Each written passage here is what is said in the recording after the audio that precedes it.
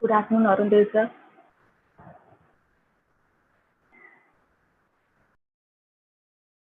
Okay, can you hear me now? Yes, sir. Well, Okay, can I just share my slide and see if it's working?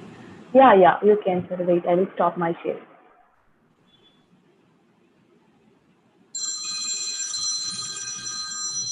You can try now, sir. Yeah, yes, sir, yes, sir.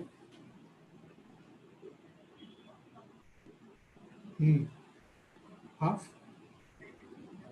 No, no, no, sir, it will not. Don't try all that, sir. This is itself taken me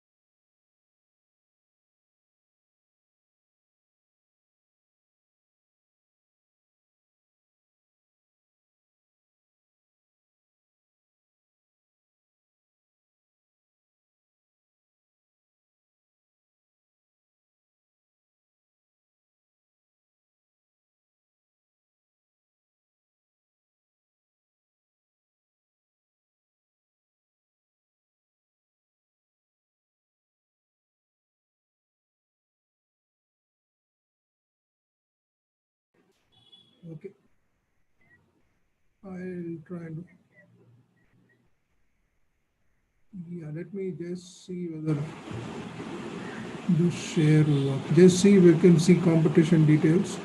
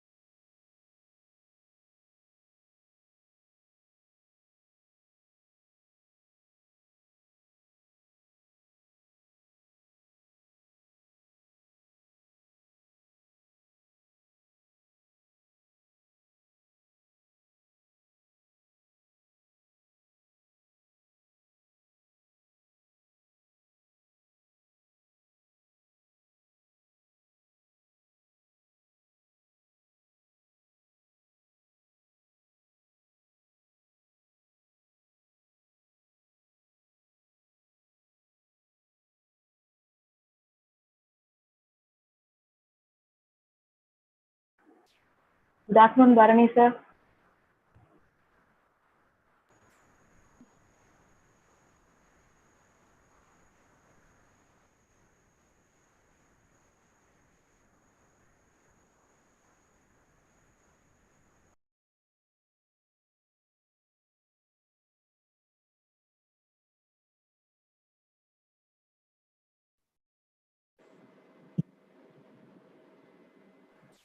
Arundev sir, you are muted.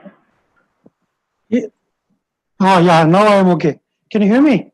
Yes, sir. Well, Thank you. Good afternoon. Hi, good afternoon. Good afternoon, Arun sir and Bharani sir. Hi. RKR has also come. Yeah, RKR also come.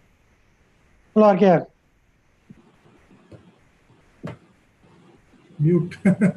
Yeah, he's on mute. Navina, can you just check RKR? Okay. Yeah, I got unmuted. Yes. Good afternoon, RKR sir. Good afternoon, everybody. Good afternoon, Robin. good afternoon, sir. Lavna here. Good afternoon, Lavna. Yes, sir.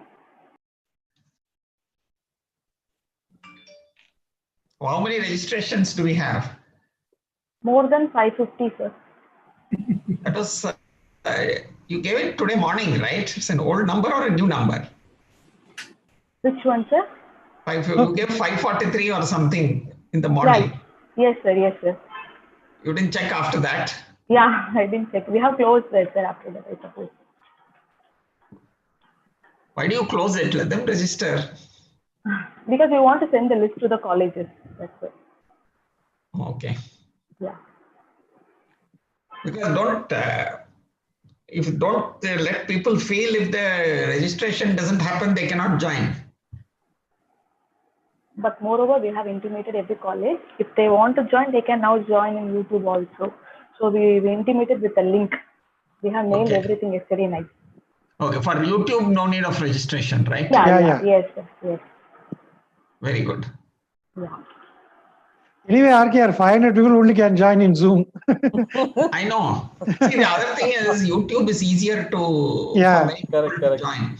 Yeah, that is true. And we are getting more response for the YouTube also. Only thing, Lavana, you make sure that the YouTube link is working. It should not happen that I've gone to 2-3 webinars where the YouTube link doesn't work. Then they have to RKR, it is in live only. So Yes, just, I'm working, sir. just keep checking. Yeah, When, sure. when I start speaking, that time you check because that's Yeah. the time it fails. Sure, sir. We will. Uh,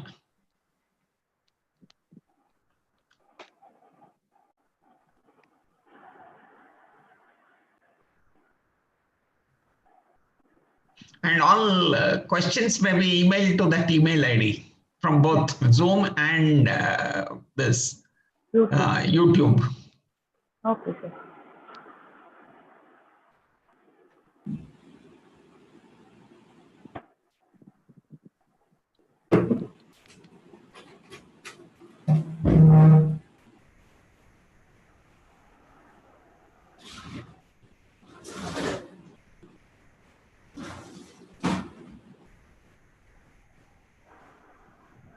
You put, okay, I'll, can I share my deck? Yes, sir. I can stop share now.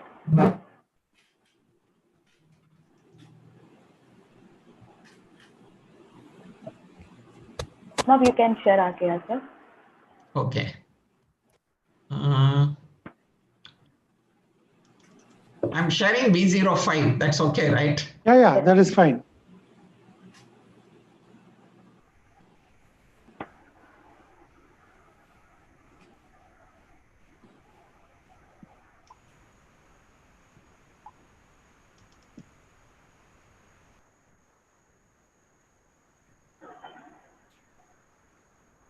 How do I share?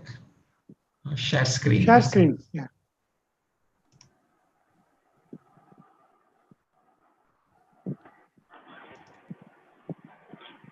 Has it come? Yes. Yes. Yes. Yeah, you can go to the slideshow. Yeah. Yeah, it come. Yeah. Good. This.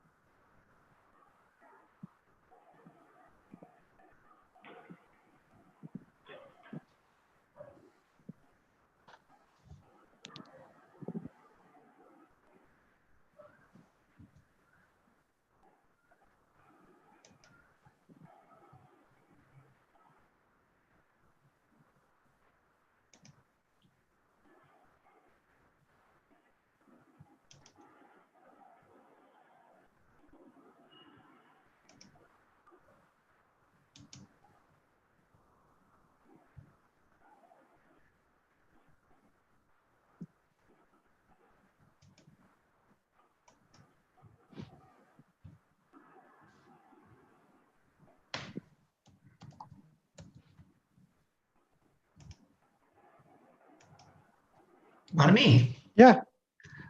This V05. Yes. I found a few errors. Errors. Error na edits. Not major, but I corrected them. Oh. I've emailed that version to you. Is it? So when you integrate, you use that version. Oh, okay. Yeah, I got into a problem, boss. Why? I'm not able to see the screen. You're not able to see the Zoom screen, sir. Yeah, Zoom I'm just or what? getting the few participants, that's all. Yeah, because you're sharing screen right now, sir. So the option will be available in the top of your screen. Okay. No, I'll do the stop share and do Yeah, it again. Yeah. It changed something, it went off.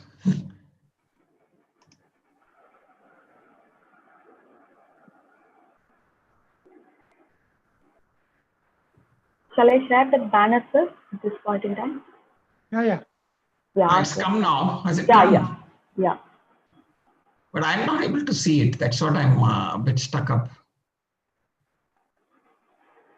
See, I'm not able to see that. I have to go to the PPT and do it. Yeah, but I guess you'll have to see your laptop and do it, I guess. No, this is not good, yeah. Wait. I'll stop share. I'll quit and come back again. Okay. But you will have to unmute me. Yeah. Okay. As soon Yeah, as you we join. will. Sir. I mean, what exactly is facing problem? I mean, I couldn't get the problem. Did you get it? I think during sharing, he can't able to see his Zoom screen, I suppose. See, He is he could not able able to see to? only, yeah, sir. He could able to see only the participant list, right? He So has to click on the up arrow, Lavana. He yeah, can't that's see what it. I tell. Yeah, that's what I tell them. You can click on the arrow. That's what I told. So the up arrow is he started this sharing. After Yeah. sharing, he says he is not able to see the PPT, or he is not able to see the Zoom screen. Zoom screen, I suppose. He Yeah, can Zoom able to screen see. won't come, right? So Yeah, once that's he- what I intend to tell.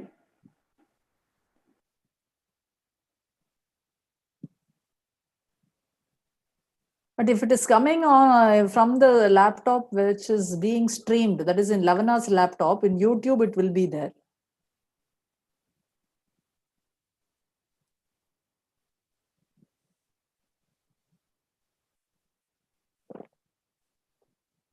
Okay.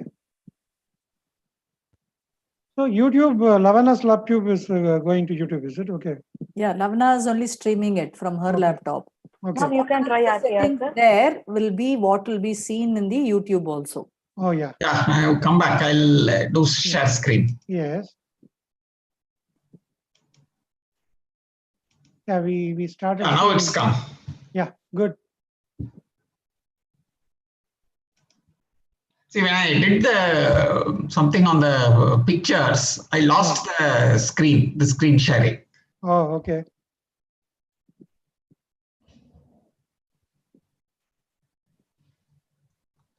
Yeah, it works. Good. Has PVM come? No, sir. He has not yet joined.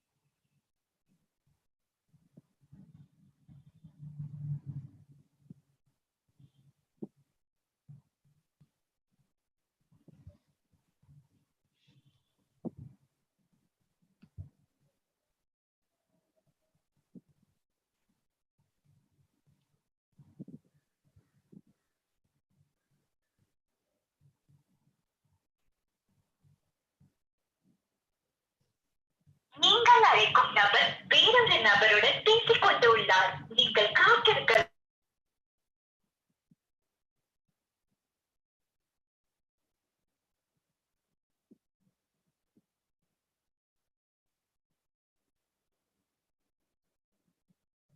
Yeah, I just called PVM also. Okay.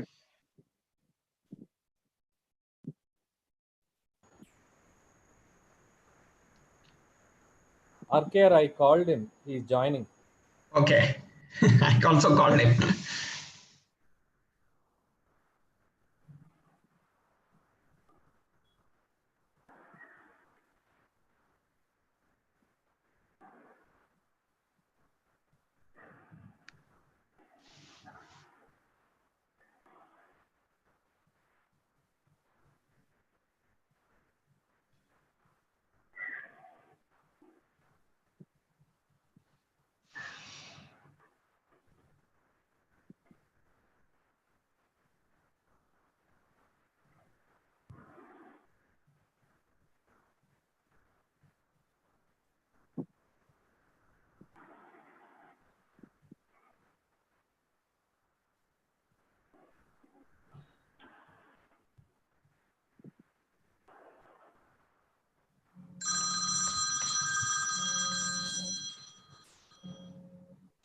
Yes, PVM. Okay, please unmute me. Okay. That's all. Okay. Thank you. Okay. Lavana, you have to unmute. Yeah, yeah. PVM must be unmuted. I think you would. Lavana? Yes, sir, I'm doing that. Yeah, wait, 1 minute. Okay. Done.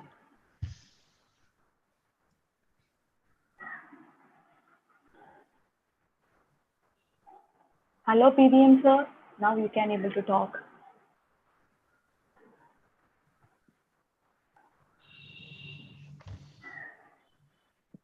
Can you hear me? Yes, sir. Yes, Yes, audible. PVM. Okay, thank you. I'm good to go. Yeah, another 3 to 4 minutes. No problem. Sure. I have searched your name in the name of PALS, so I couldn't identify. You have Okay, logged in Oh. as Pankaj Mahal. Yes, that's sir. okay. No problem.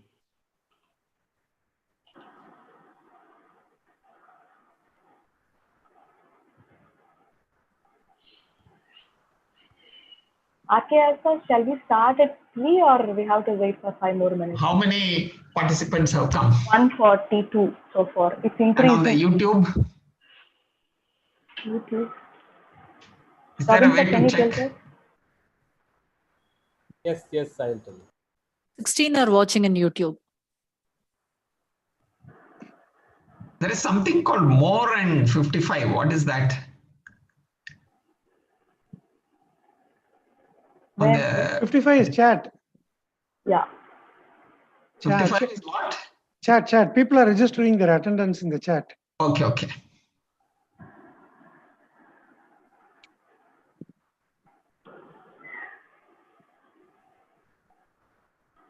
I think we will start off.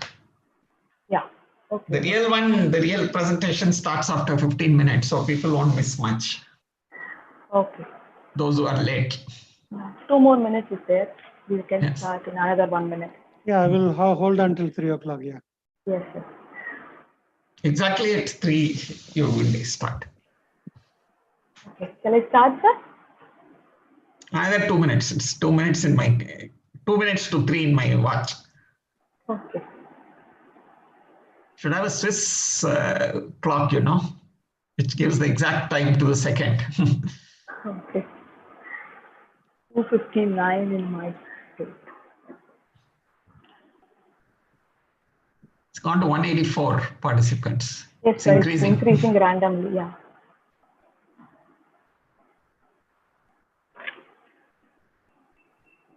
Is it the sum of YouTube and No. Zoom or only This Zoom? is only Zoom. Okay. How many are you expecting?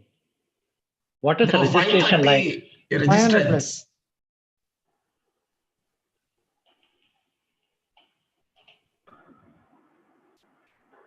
So we reached double century on the Zoom.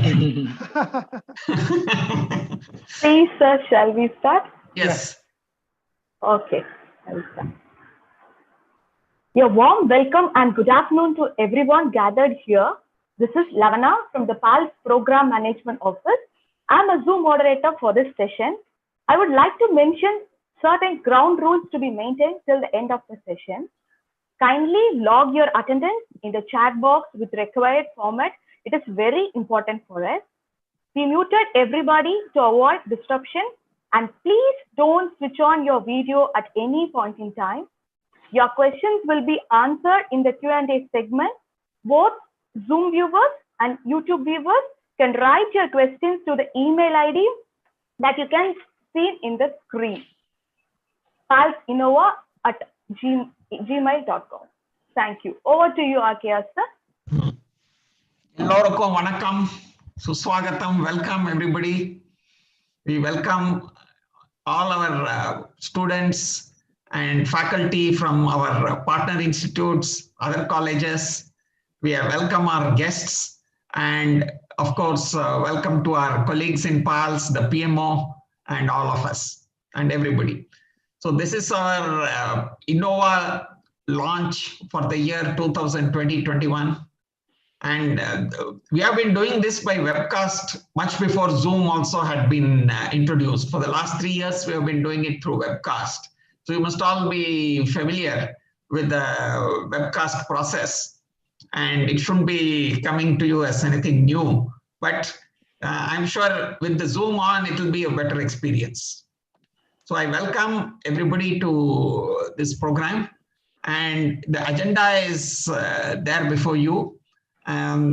We will have our opening session from the chairman, Mr. P.V. Mohan, followed by background of InnoWAH and something about InnoWAH 2021, which both will be covered by me. And my colleague Arun Dev, who's a PALS champion, will cover the competition details. And finally, we will have a Q&A session, which all of us will answer, myself and my colleagues Arun Dev and Bharanidharan. You may kindly note that this program is broadcast both on Zoom as well as YouTube. So we request everybody to email their questions to this address, palsinnova@gmail.com. Kindly note this address. You can take a photo image of this, or you can take note it down. And as you have been doing in the past 3 years, please send your questions to the email address. And at the end, we will read it out and answer in the same order as we received them. So now over to Mr. P.V. Mohan for the welcome address. Thank you very much, RKR. A very warm welcome from me on behalf of PALS to the management, faculty, and many students from our PALS partner colleges, who I'm sure would be eager to be part of this launch of our InnoWAH competition for the year 2020-21. But before we go on to the details, it's an opportunity for me to set the context of InnoWAH. First, I would like to give you a little perspective, an India perspective to the situation. As you know, the Indian government has been very, very bullish about the boost of entrepreneurial ecosystem in India. The Prime Minister gave students a mantra of IPPP, which is Innovate, Patent, Produce, and Prosper. Our Prime Minister has said, and I quote, "When I see the young generation busy in innovation with enthusiasm like this, my resolve for new India gets stronger. In the 21st century, we will be able to get India the place in the world that it deserves. Your energy is the driving force to fulfill the dream of new India." This is how our Prime Minister has motivated and encouraged our young students. Now is probably the best time ever to become an entrepreneur in India. Over 90% of Indian incubators were set up after the year 2000, of which 35% have actually come in the last 5 years. The spike in the number of incubators can be linked to the push given by the Government of India to promote startups.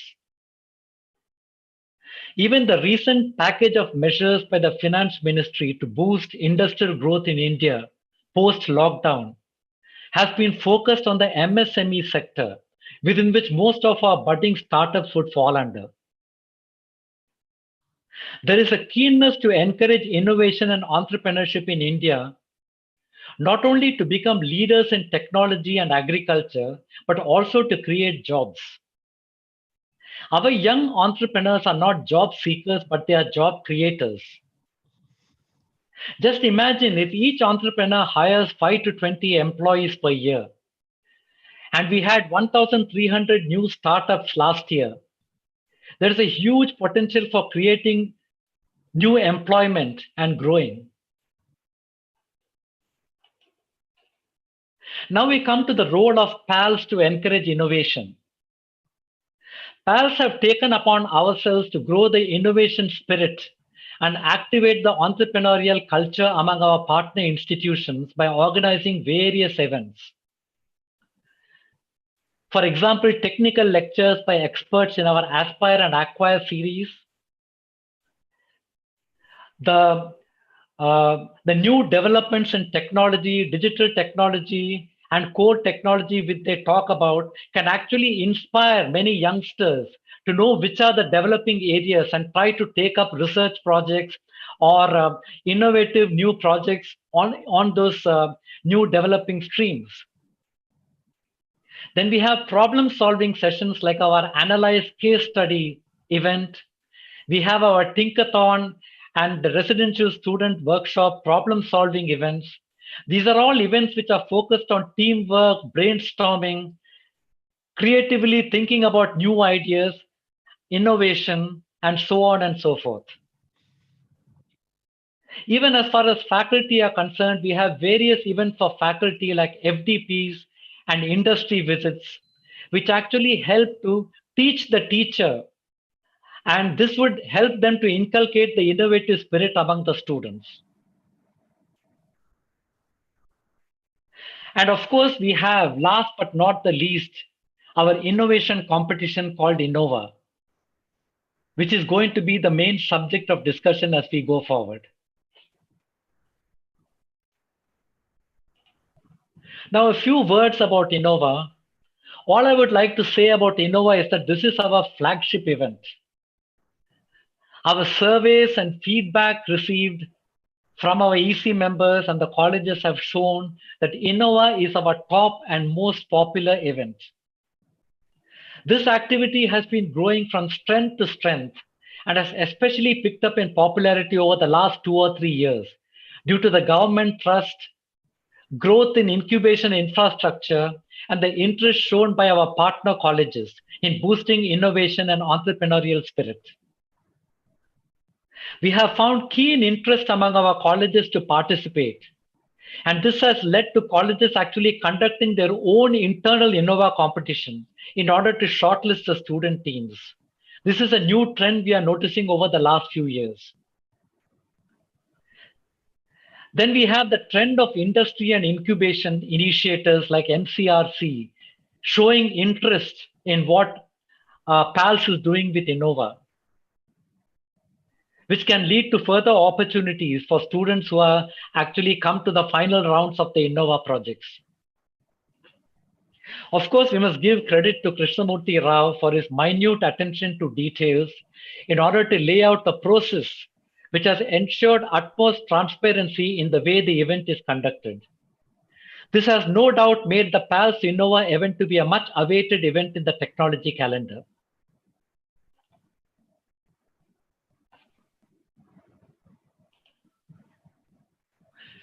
The COVID lockdown and challenges of social distancing have been negative factors, and we have wondered how to conduct InnoWAH in 2020-21.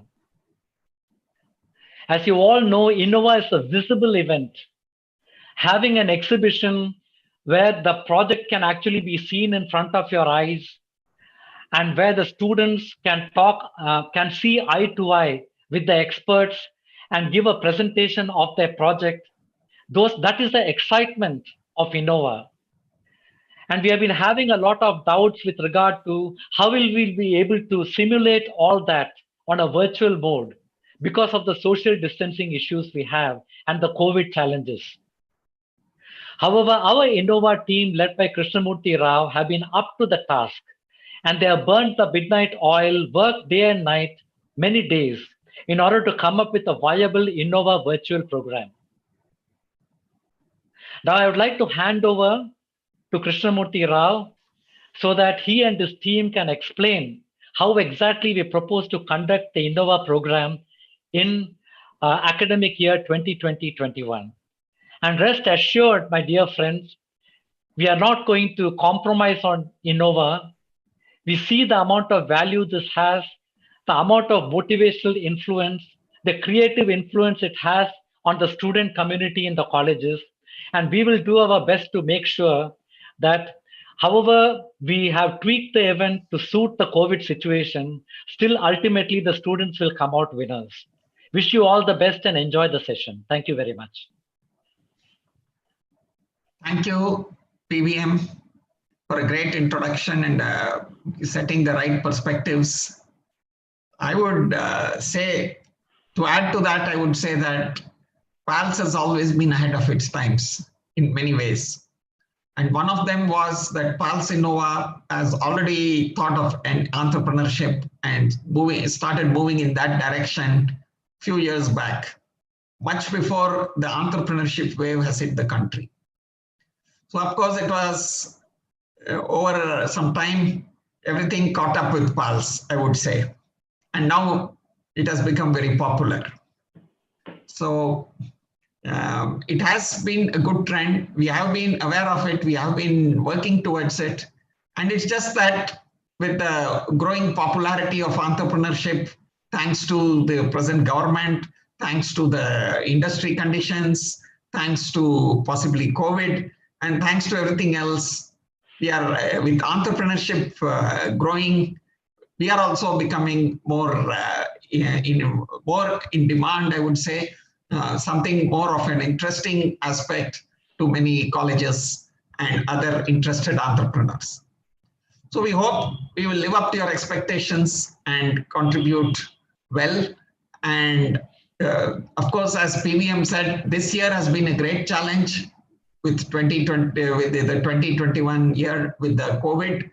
We have been able to handle it, at least we think. In the virtual way, we will do PALS this year and try to give you as much as possible through this virtual mode. So I'll cover all this as we go along. And so we will start with our session now.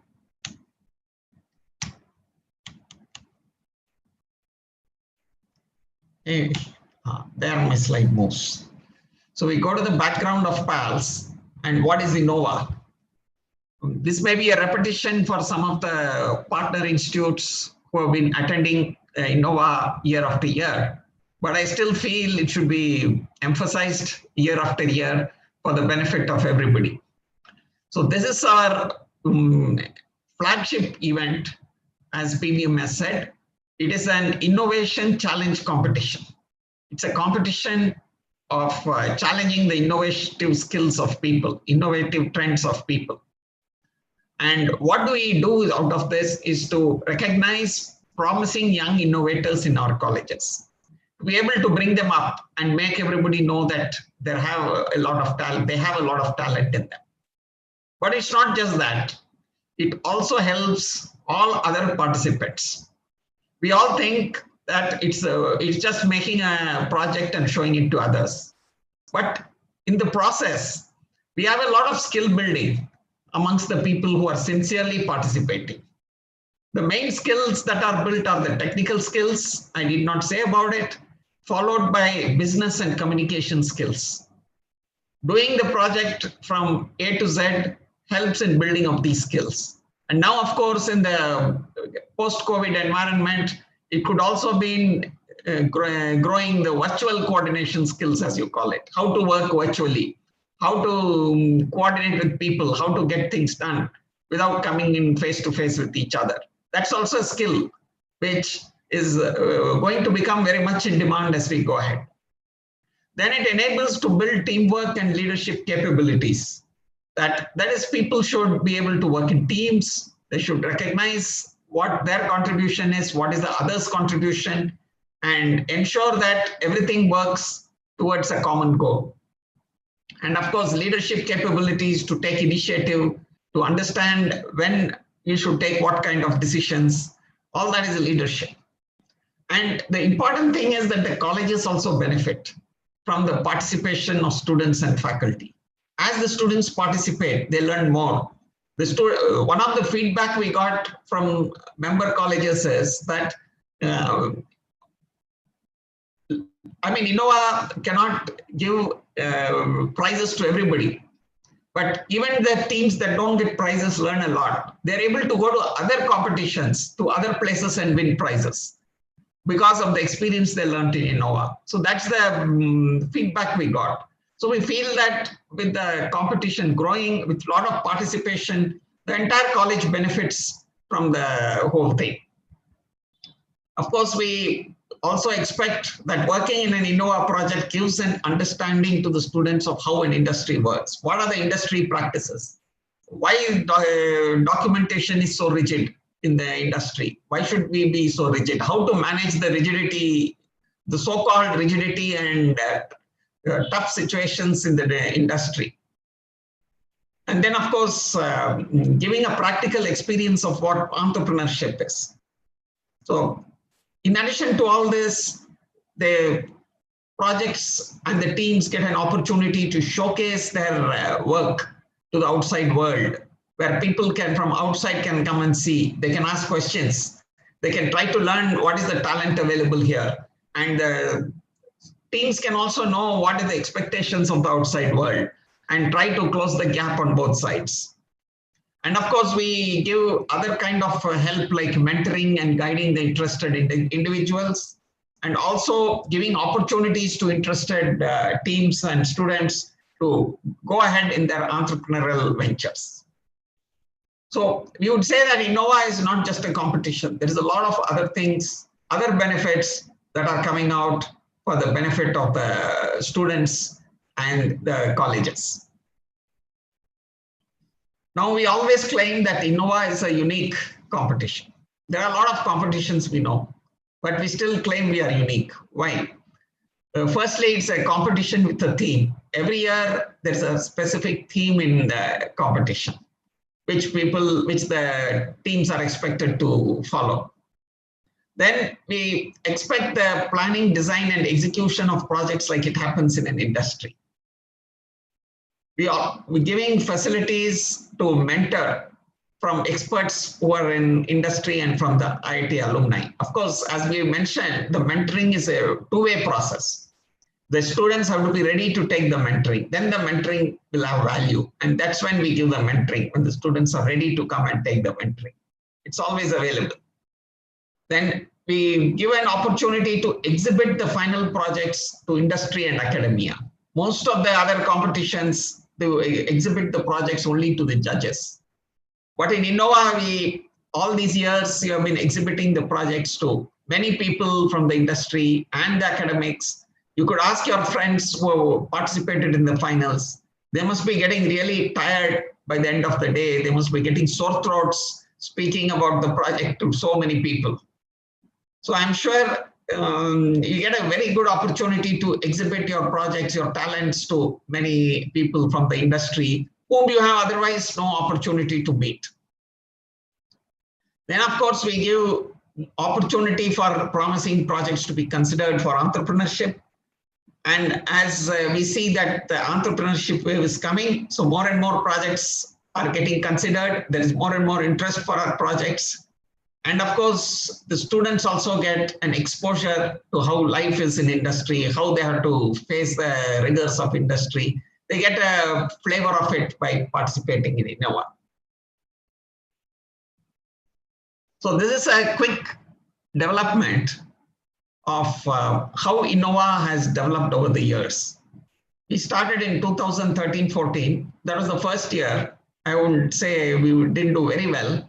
That's why we put it in a light color. We called too many teams, but still we out of 10 colleges, and then we did the competition. But the next year we learned from our experience. We had 7 colleges, but then we said that there'll be a preliminary round in the colleges, and each college will select 2 teams for the finals.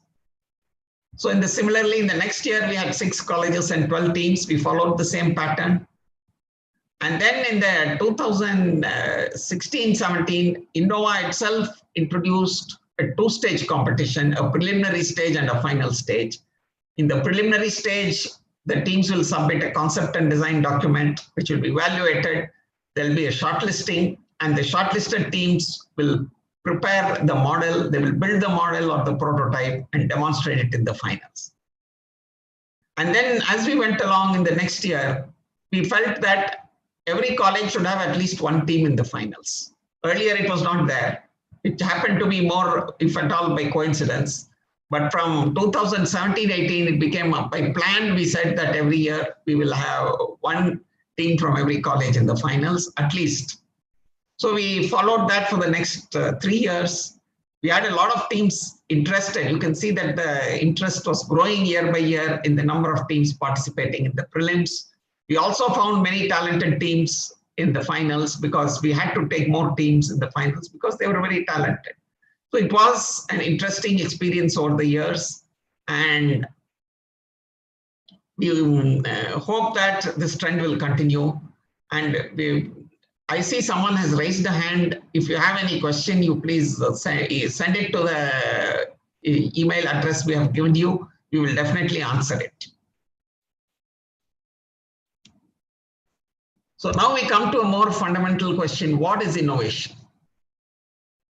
So the definition of innovation is given here. It is an outcome and process of creating something new, which is also of value.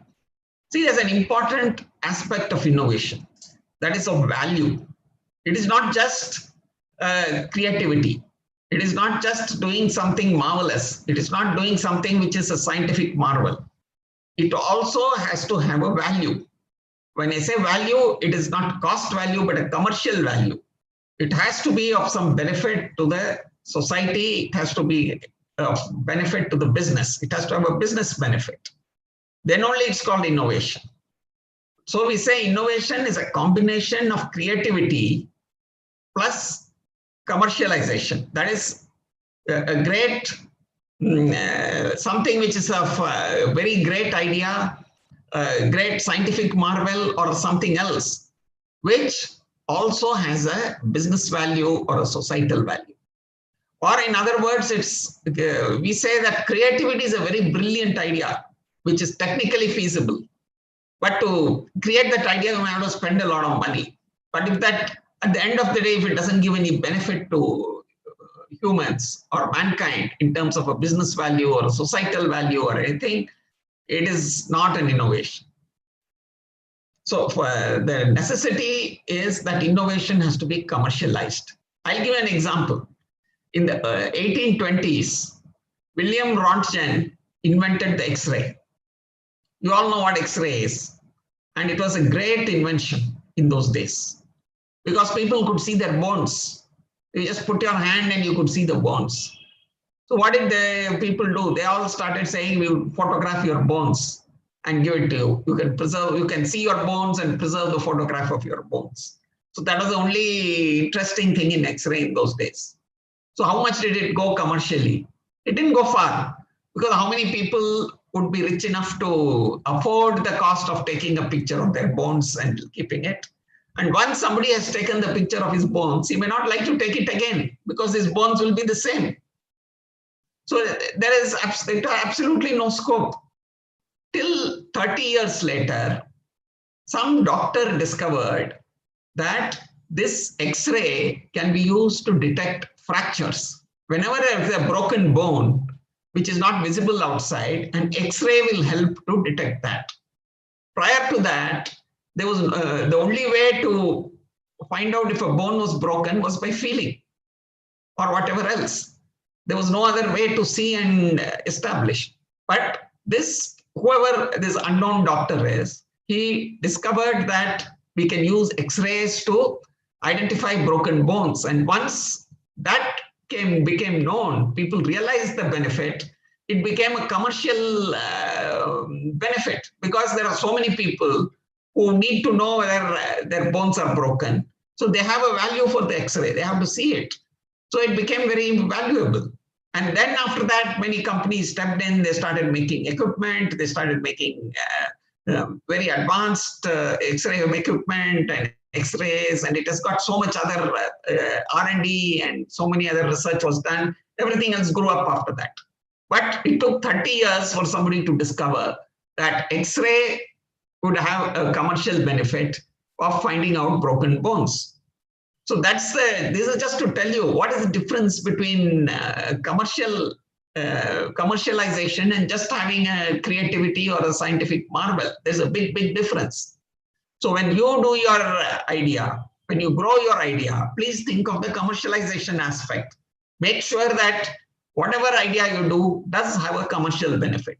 Sometimes it may be an existing idea. It may not be your invention, but you may find a way to tweak it and give it an immense commercial benefit, and you may get the credit for it. There have been many such cases in history. So what I suggest is we have a couple of videos on innovation. Please go and watch that. A lot of examples are given. You can see different kinds of innovation which have come into being. So I would suggest you find out, we have got the details of the videos, we would share the addresses of the videos. Please go and see the videos and understand what innovation is. And this year, we might have some webinars on innovation. We are planning to have some webinars. We will announce them and hold them. We request all of you to attend. It need not be the people who are only participating in the competition or intending to participate who should attend the webinar. Anybody can attend the webinar and learn about innovation. We are quite open on that. Now coming to InnoWAH, how does PALS encourage? PALS has been encouraging InnoWAH all these years in many ways to help. Not only, it is not just a competition saying you run the race, we will watch you and give you the prize. We are also helping these teams to participate well and to do well in the race. So how do we do that? These are only some of the instances. These are not all the instances. There have been many, many other instances. I'm just covering some important ones. We have a question and answer sessions on InnoWAH for all potential participants. Sometimes we hold a session, but our Q&A channels are always open. You can always ask a question. There have been people who have called me personally and asked questions. People have sent emails. So please go ahead and feel free to ask your questions. If you want a specific session, you want to have a specific multiple question session for a team, we can fix it and we can also have it. So we are quite open on that. You have to give us some extra time. Don't plan everything before deadlines. It may become difficult. Plan it in advance. Give us some time to organize. We will definitely do it. Then, as I mentioned earlier, we give an opportunity for all the colleges to have at least one team in the competition finals, so that they get to know what is in the finals, what do we learn in the finals. So the students get an opportunity to learn all that. We don't eliminate and say that some colleges are, some student teams are out of the finals and deny the opportunity for colleges from participation. We are quite open on that. Unlike many other competitions that at least one team from all the colleges who have done reasonably well will come into the finals. Then we are also giving an extended registration date. What this means is we are not telling that you first register your team quickly and then work on your project. We are saying, look, the team can work on the project, and when the project is ready and submitting the project, when the team is submitting the project, you register at the date of submission. So that means the team gets much more time. The college gets much more time to give an opportunity for multiple teams to do the project or the initial part of the project. They can review the results maybe close to the registration date, and then choose one team to register in the one team or whatever number of teams are required to register and participate. So we give an extended window to facilitate a selection of the best team for each colleges. And at the same time, it gives an opportunity for many teams to work and come up with different ideas. Some of the ideas may not get into InnoWAH, but definitely they can find scope elsewhere. Please don't assume that InnoWAH is the end all, that if you don't get selected in InnoWAH, that's the end. We never say that. Even if you don't get selected in InnoWAH, there will be many other opportunities for the ideas to grow and flower.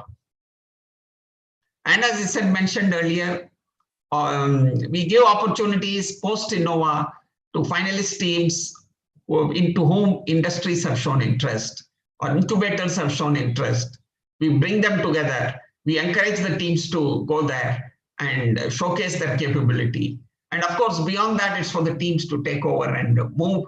But we definitely open doors and give opportunities for the teams to go ahead in the entrepreneurial world. So coming to this aspect of growing interest in InnoWAH projects from the industry, Then last year, we had a lot of visitors from academics and industries coming and visiting the exhibition, which we held on 26th February. And quite a few of them expressed special interest in some of the projects. And we had 5 companies who were writing to us and expressing their interest in some of the projects, specific projects that they saw during the finals. They named the projects and said they're interested. And out of the 5, we have one of them has taken it forward. Unfortunately, because of the COVID situation, the other 4 have gone slow. We hope some of them will wake up after the COVID impact is become better, and they will also restart. But right now we have one company which is taking it forward, this interest, and it seems to be doing quite well. So this company is MCRC, that is Sri AMM Murugappa Chettiar Research Center in Chennai, which is part of the Murugappa group of companies. You all know Murugappa group quite well. And this MCRC is a non-profit research organization which gets the CSR funding from all of its group companies. And it specifically works for the rural development and to promote success, growth and sustainable growth through affordable technologies. So that means it is focusing on rural development. They want to grow local technologies which are affordable and which are sustainable and which promote substantial growth. So they started a new initiative called MRTI, which that is a research and technology incubator, which supports selected innovators for 30 months during pre-incubation. Just to put it in a very nutshell, what it means is that they give an opportunity for selected innovators to work for 30 months on their idea. They give them lab facilities. They give them market access to test out their products with the market. And they also give the person a stipend for 30 months so that the person doesn't have to worry about how to support himself or herself during that period. So they encourage the innovators whom they select for a period of 30 months till their product becomes incubation ready. And they, once it's incubated, they help in getting funds for further development of the product. So this is a nutshell of what MCRC does. And MCRC has expressed interest in InnoWAH Finals projects for recently, that is for the 2019-20 finals. We allowed them to see all the 34 projects that participated in the finals. So after going through the documentation, you all know what documentation has been submitted. They went through that documentation. And we also took 3-minute videos. They went through the 3-minute videos. And they made a first shortlist of 19 projects out of 34. Then after speaking to some of the project teams and doing a more detailed evaluation, they selected 9 for the projects for further evaluation. And after that, they have briefed the 9 these teams and the faculty about their further initiative and plans. It looks like they're still working on how to go forward with these projects or how to do a short list and choose a few teams out of that. Apparently, they wanted a face-to-face interaction, which was not being allowed during these COVID days. So probably they're waiting for things to improve. But that's where we stand. 9 teams have been selected to go further. They also came back and said they wanted more projects for selection. So they've gone through the 30 projects of the previous year's InnoWAH finals. That is the finals held on 28 February 2019. And they made an initial shortlist of 19 projects this time also. So now we are in the process of getting the teams of the 19 projects to submit their responses to MCRC's questionnaire. So of course, we are facing a challenge here because these teams may not be available now. This is quite an old event, which was held almost a year and a half back. So availability of the teams has been a question mark. So it is taking more time, but we are also progressing on that. So you can see that MCRC is taking extreme interest, a lot of interest in our projects. It's giving a chance to the students to show their entrepreneurial talent, to work in rural areas, to come up with good, affordable technologies which will work and benefit the people there. And they're willing to support such technologies, such development activities by what I had mentioned earlier. Please go and see their website. You can see some of the interesting projects that they've developed. And of course, we will all get a chance if you get selected to participate in this initiative. So with that, the background part is over. We now come to InnoWAH 2021. Like, what is there in InnoWAH 2021? Of course, we will come to that. It's a very interesting year and an interesting competition this year. So what is the theme this year? The theme you all would have guessed. You might have guessed it long back. It is nothing but engineering in the new normal world. We all know that the COVID-19 has substantially changed our lives, not only in India, not only in Chennai, but all over the world. So we have got used to something which we call a safe, comfortable living that has got terribly disrupted. And now we have to find something else which we can call a safe, comfortable living. A lot of things have changed. We know that the world will not be the same again after this. But we still are working towards having something which we call a safe, comfortable living. So we want all our teams to think of some ways and means to improve our lives in the post-COVID world. There have been a lot of disruptions, a lot of suffering, a lot of pain. Can we solve the pain? Can we solve some of the suffering? Can we make life better? So primarily, that is the theme we have. Of course, it's a very vast theme, and we have many focus areas. Each focus area is any specific technology or an engineering aspect. So there will be many, many focus areas under the theme. We can take some examples. One is the digital payments. You may recollect that before the COVID happened, you hardly had much scope of using your credit card or maybe your Paytm and all that. Of course, the demonetization has pushed it a little, but otherwise there has been very, very little scope of using it. Everywhere you have to give cash, but today, almost everyone is ready to take a digital payment, either as a credit card or a debit card or a Paytm or a Google Pay or whatever you call it. Even the person, when you order fruits and vegetables, when he comes with fruits and vegetables in a basket, he also brings his card machine and says, pay by card, or he takes a Paytm payment and goes back. So you can see the amount of digital payments that have come.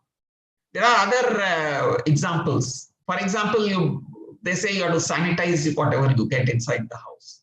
Some of the things can be sanitized. It's easy to do. But if you buy some food items, you buy fruits and vegetables or maybe some ready-to-eat food items, you can't be sanitizing them. So how do you disinfect them?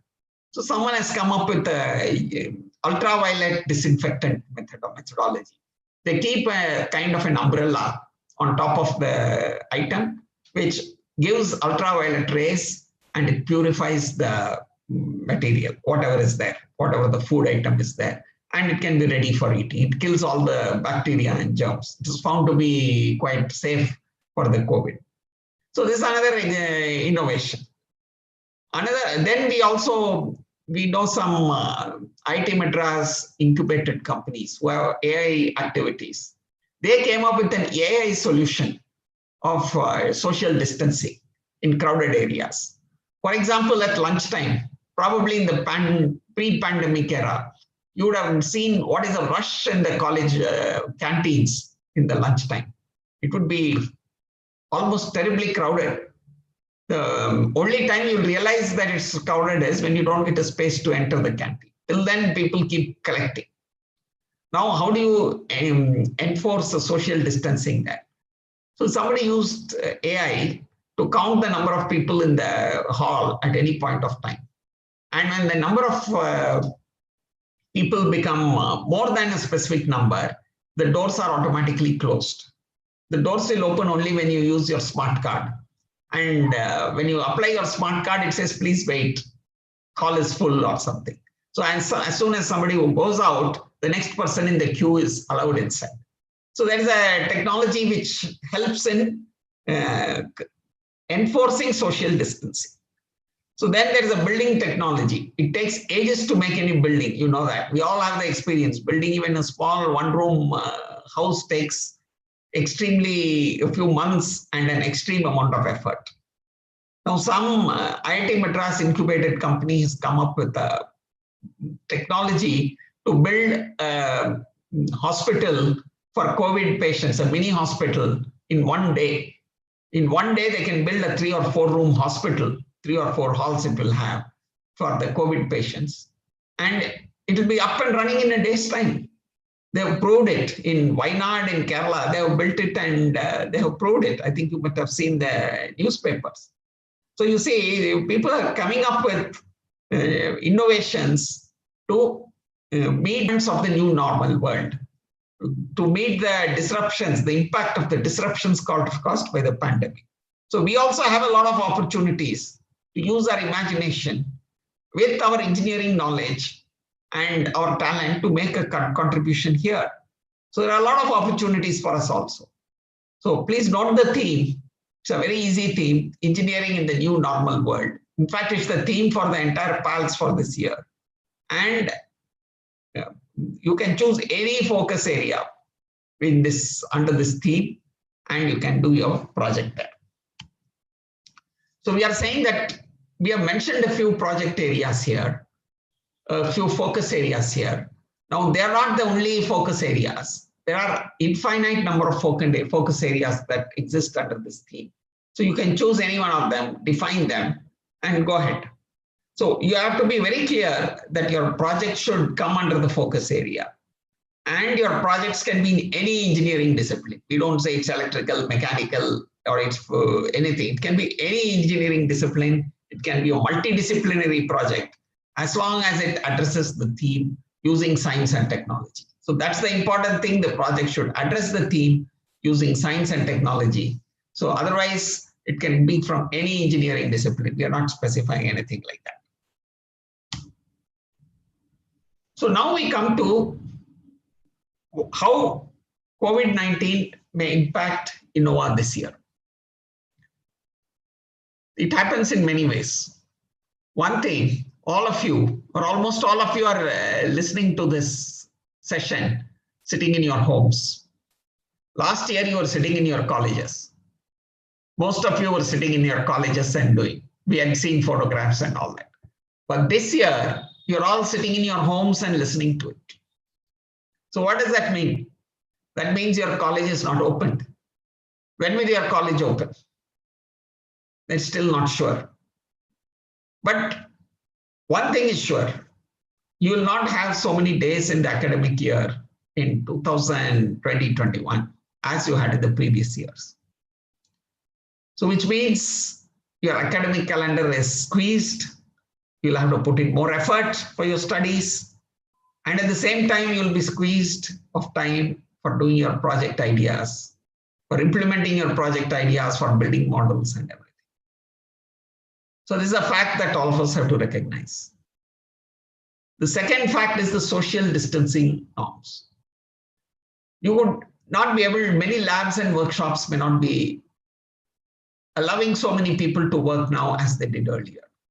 If they're open now, they may be open, but they may not allow. And you may also not like to go into your labs and workshops when already there's a crowd of people there. We have to observe social distancing. You may have to do it sequentially. It may take more time. So you have to be prepared for that. Plus, last year, we had an exhibition. The previous year also we had an exhibition. Can you recollect how many people were there in the exhibition and how much interaction you had face to face with the different people? How close were you with the people? If you apply the social distancing norms, can you have the same exhibition this year? You may not. In all probability, it may not happen. And if it does happen, it will not have the, what do you say, the fun of and the impact of the exhibitions which happened earlier. So you do have, and then there's a travel constraint. There may be other constraints also. So there are a lot of constraints which you have to consider. So we have considered all of this, and we have modified InnoWAH to 2020-21 to handle these situations, and yet to give students an opportunity to demonstrate their innovative capabilities and entrepreneurial talents. So we have done our best and come up with something which the new way of doing the competition, which will help all of the students to still build up their capabilities and entrepreneurial talents. So let's see how we do it this year.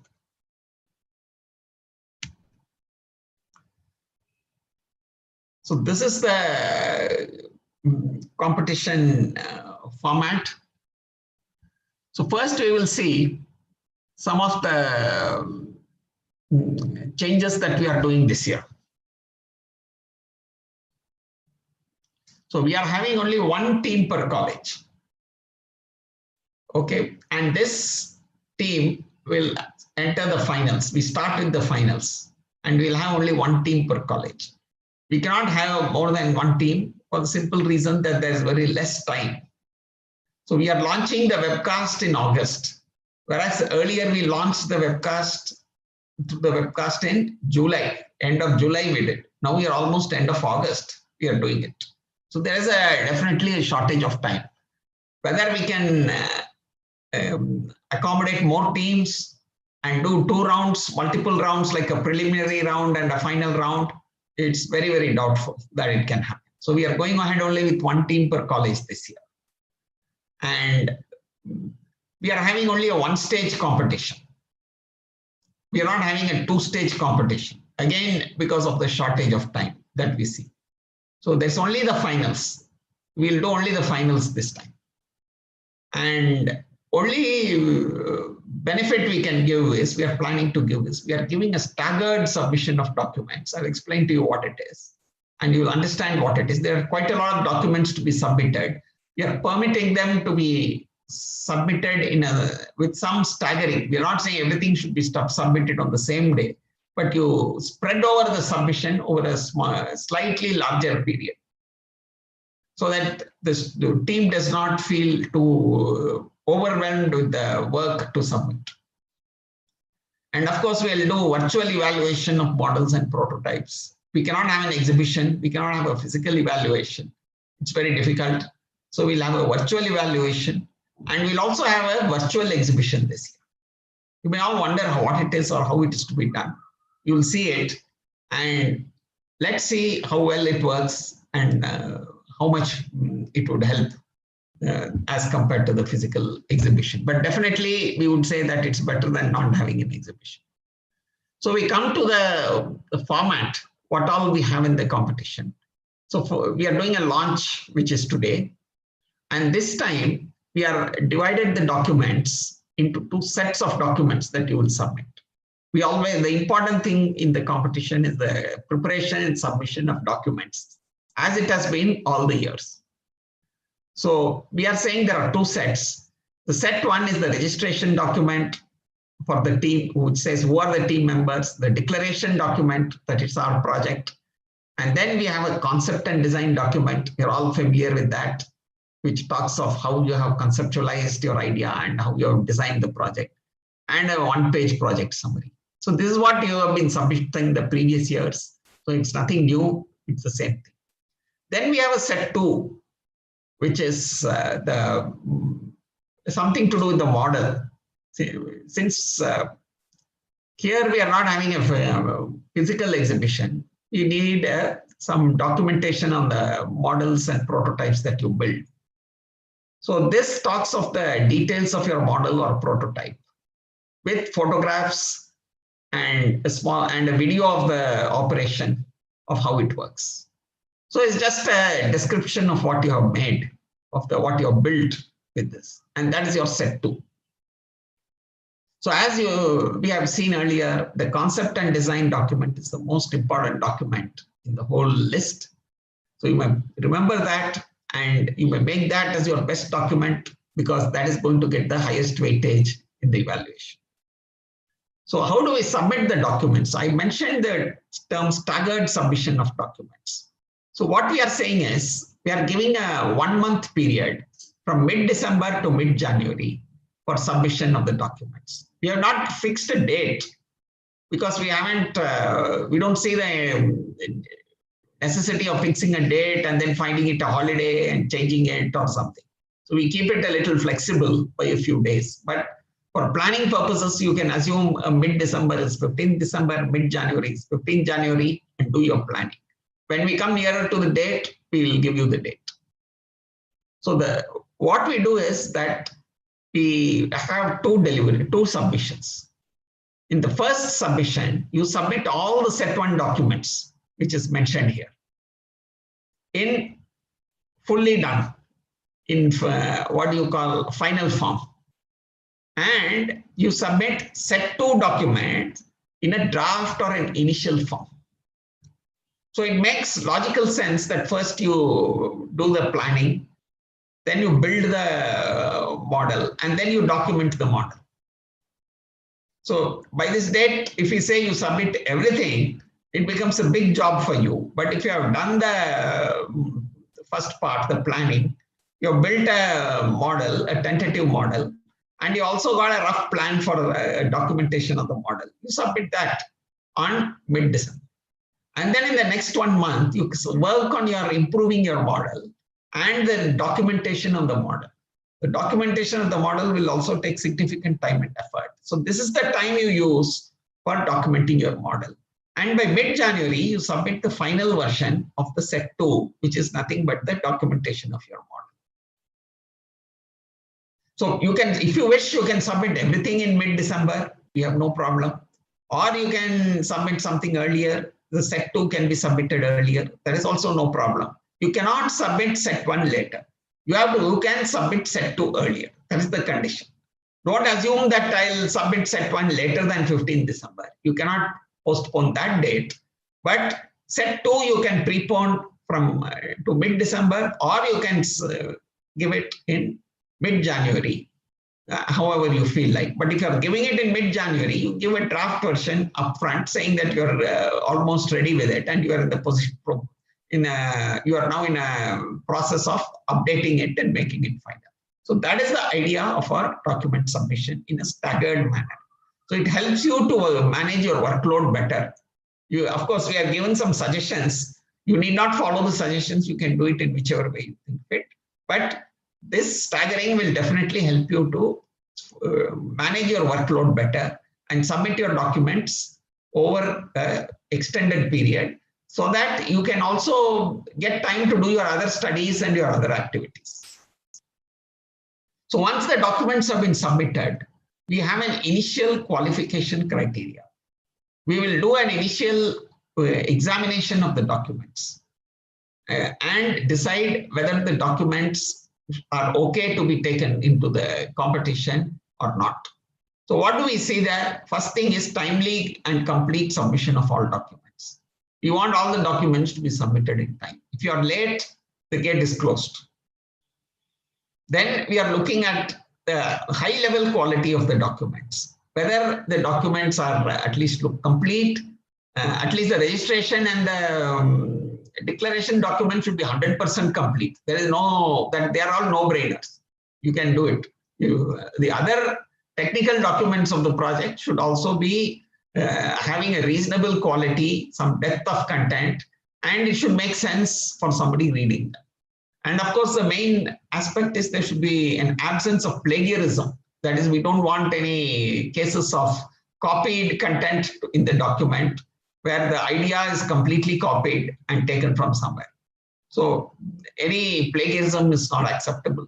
So documents will be examined for all this. It will be examined under not very detailed, but at a high level.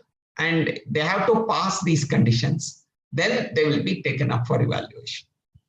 So then once you've submitted the documents, I think your stage 1 and stage 2, the teams can just relax until the date in February when you do a virtual exhibition of the projects.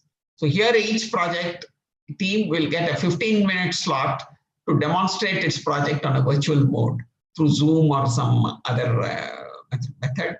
And all the teams who have been qualified will present their projects, and PALS will invite, virtually they will invite their industry people, IIT alumni and other contacts for visiting virtually the exhibition and looking at the exhibits. Like every team presents at its slot, and the schedule will be published, and the visitors can come and watch whatever interests them. And of course, this time we are giving the PIs full freedom to invite their people also to come and visit the exhibition virtually.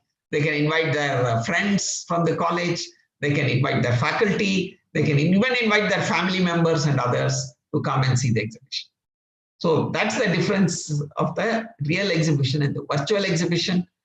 We cannot do a full-fledged evaluation in the exhibition like we did earlier. We may have to do the evaluation separately, and the evaluation will be done separately by an expert panel identified by PALS, and there will again be a panel of experts from the industry and academia, and the panel will examine all the documents that have been submitted, and then the panel will also look at the exhibition. And after looking at the exhibition, they will, if they want, they will even speak to some of the teams if they want to get more information one-on-one. And based on all this, they will decide the winners. So as we have done in the past years, the top 3 scoring teams will get the prizes. They need not be 3 teams, they can be more than 3 teams which get the top 3 positions. So we will, all the teams getting the top 3 positions will get a prize, and for some other teams who have participated, they will get merit certificates based on the panel's recommendation. That is something the panel will say whatever number of teams should be given a merit certificate for their meritorious work. And so we will, on their recommendation, we will issue merit certificates to these teams. So this is the competition format for this year. It is different, as you see, and it has been tailored to work for the COVID situation. And we also need some flexibility because we don't know how COVID will go in the progress in the next few months, whether it will go away or whether it will continue. So our plan also should be such that we are able to accommodate that. So we have built some capability in the plan to accommodate that. So this is the timeline. It is for the competition this year. Quickly going through that, in August, we are having the launch. Then from now to December, that is mid-December, is the time that every team has to work on its project and get it ready. We have told you what all should be ready, what documents should be ready. So till mid-December, you have the time. So all the PI can form multiple teams, ask them to do some work, and maybe closer to the date, they can do a selection of who the finalist will be.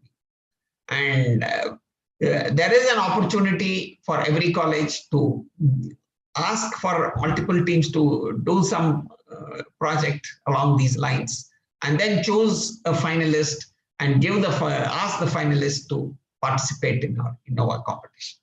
So that is a process we expect to be followed from August to mid-December.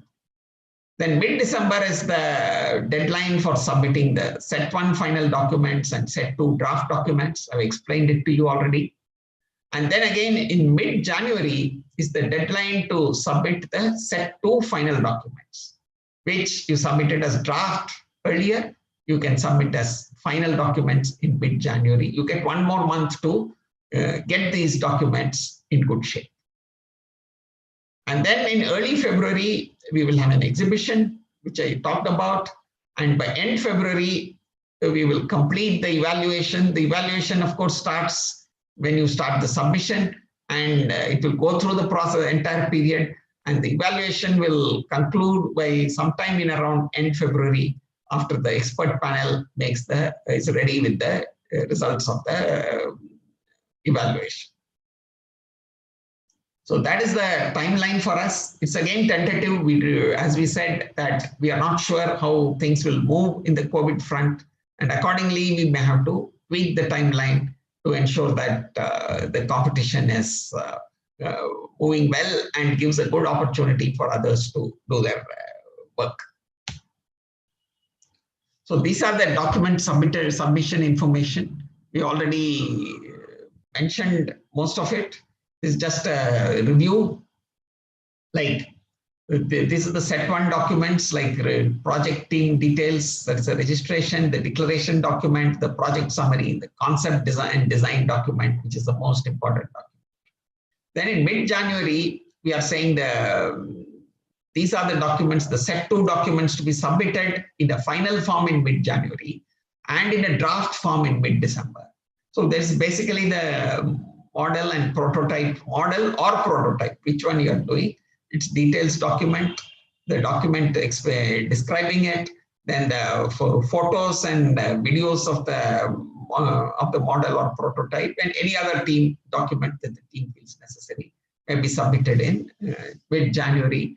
Then we are provided documents for set one documents. We also provided document for a template for set two documents. Set one document templates you're all aware of. It's been the same over the years. But set two documents, we have provided a template, but you are free to submit any further information beyond the template also. So we have given some suggestions. We will share all these with you on how to submit the documents, how to manage this staggered submission in a good way. But as I said, in the extreme case, you can submit everything in mid-December and nothing in mid-January, and we are still okay with that. Or you can submit it over in a staggered manner, as we have said. But please don't postpone the set one document submission. That will close on mid-December, and only the set two has the flexibility of staggering over a month. So this is about what you do in the project. Again, maybe a repetition for those who have been hearing over the past years, but I would like to mention it for the benefit of everyone. The project should address the focus area mentioned under the theme, which I have said in great detail. Then the problem and its solution will have to be mentioned, indicating the specific focus areas addressed. This is very important so that we know that you understood the problem. Then the team should demonstrate that the problem and the solution fall within the theme and they have a sizable impact on the changed environment. So these are important things. Then only your idea will work.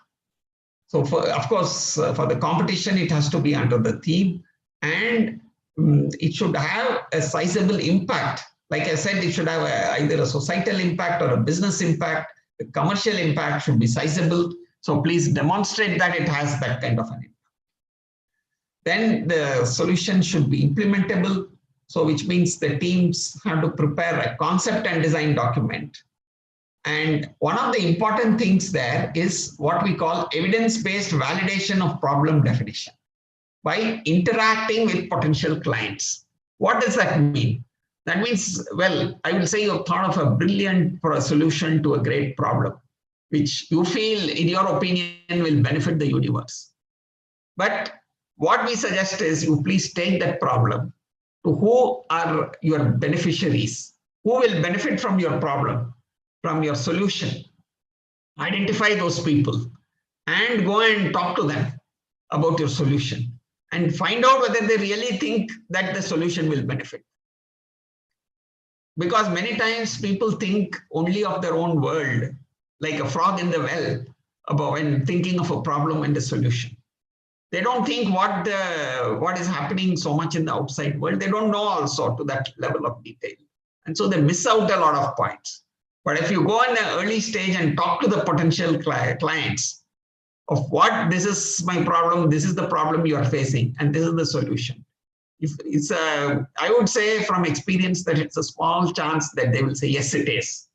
In most of the cases, they will say, oh, the problem was, we never faced a problem like that. Or this, yes, we do face a problem, but this solution is not going to work for such and such a reason. So these are the kind of replies you will get. It is not to discourage you, but for you to understand that you have to see the problem from the eyes of the beneficiaries, of the clients. And unless you see it like that, your solution will not succeed. And it may mean that whatever you thought of till now may need a tweaking. The earlier you get this feedback, the more effectively you will be able to tweak your idea and get it in aligned to what they actually want. So that's why we are saying you have a evidence-based validation of problem definition. In fact, leading institutions like MIT and even our IIT Madras has now started a special workshop for startups where they do a 6-month exercise on this aspect to help them identify their problem, their solution, go and meet potential customers, validate it to them, and come back and say whether this they have thought of a right problem and solution, or whether it needs any tweaking, or whether the whole thing is something which will never work. So they have got such a scheme going on here in India also. So with all that, we thought that our students also should start thinking in that direction, and they should come up with a problem definition and a solution which is real practical value. That's why we have put this. This is not an exercise just to do a tick in the box, but it's more to do something which benefits your idea. So if you do it sincerely, it will definitely help you to get a very good idea and a very good solution. Going further, the concept and design document should show what is your problem as you're defined and how it is solved by the solution. And what is the unique selling proposition of your problem and solution? Why should somebody buy this as compared to anything else that is available in the market? There should be a very propelling need for someone to buy this solution, to take this solution. So that is called a unique selling proposition. You should be able to put that very well.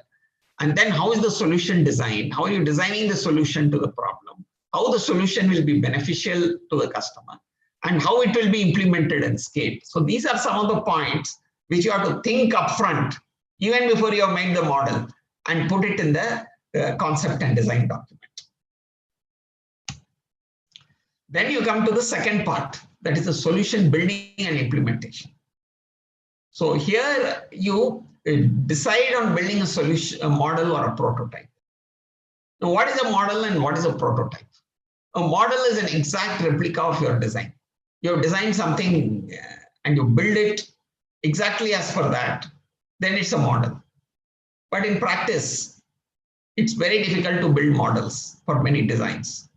It's because some models may take about 5 years to build. And you have you may have just 5 weeks, you don't even have 5 months. So how do you build a model and show it? So then you go to something called a prototype, which is a scaled down version of the model, but which shows that your idea is doable, that your solution is workable, it will work. So to do that, you build a prototype just to show that to the world. So that is called a prototype. So you have to decide whether you are building a model or a prototype. If you are building a prototype, how is it different from the model? Obviously, it is a scaled down version. How are you scaling it down? And how can you be sure that if it works on the prototype, it will work on the model? So you have to justify that. Then you build your model or prototype as the case may be. And we are not asking for submitting the model. There is no way you can submit the model. You can submit only documents. So you prepare videos and photos of your model. You should prepare good photos, good quality photos. Plus, they should be taken in the proper angle. They should depict the proper features of the model or prototype so that somebody looking at it can understand what it is. He can mentally build visualize the model or the prototype and understand how it works. So you should give that kind of photos.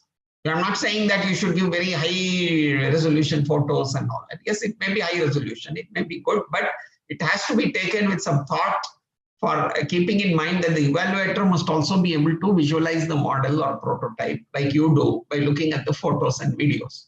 So that is a very important aspect.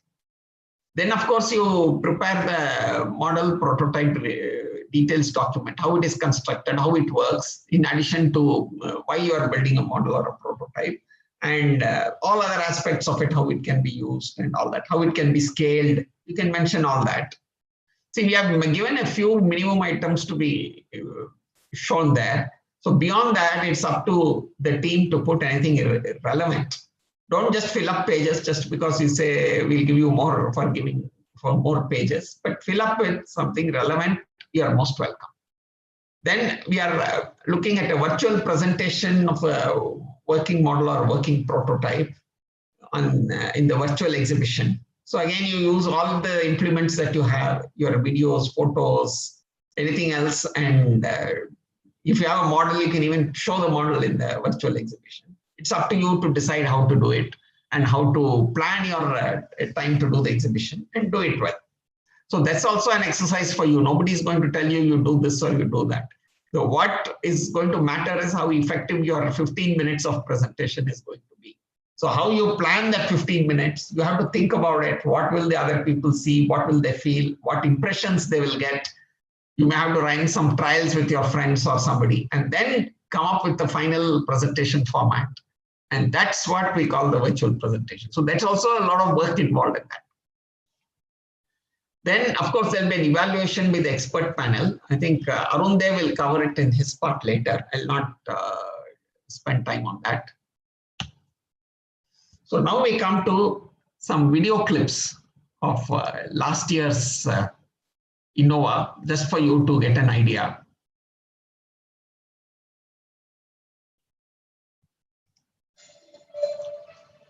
It's not much of an audio there. You can ignore the audio.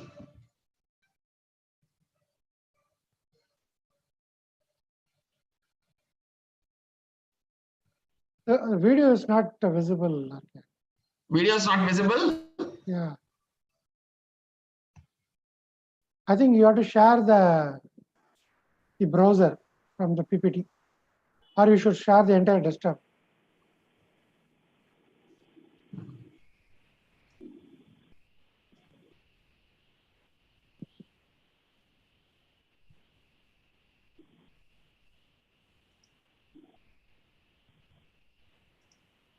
Is it visible now? Also, you can share it with by checking on the sound, RKR.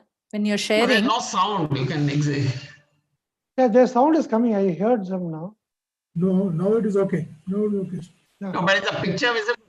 Yeah, it's visible. Yeah, you can start from the beginning. It has jumped, I think.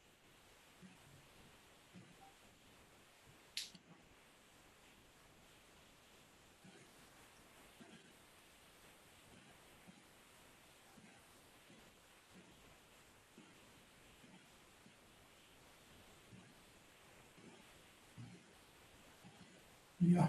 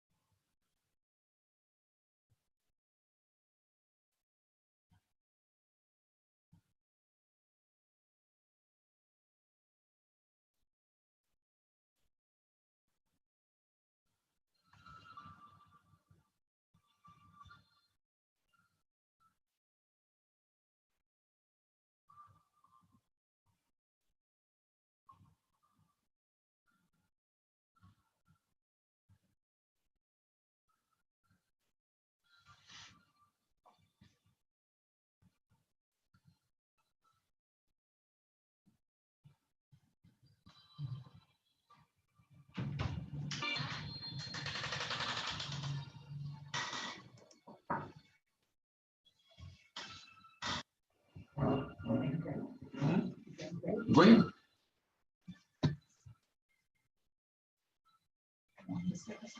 There? No.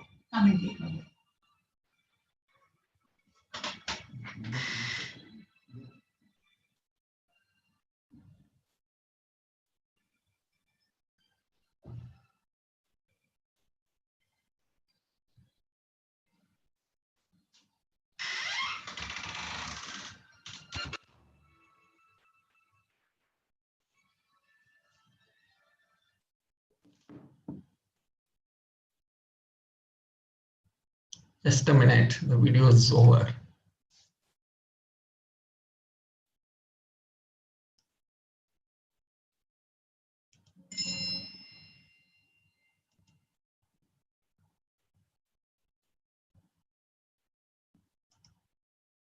It's a longish procedure to share.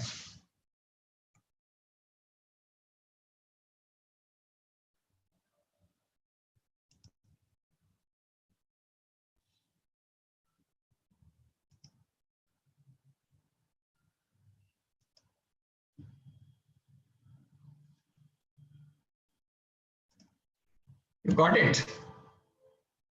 Is it visible? Visible, visible. Yes, sir.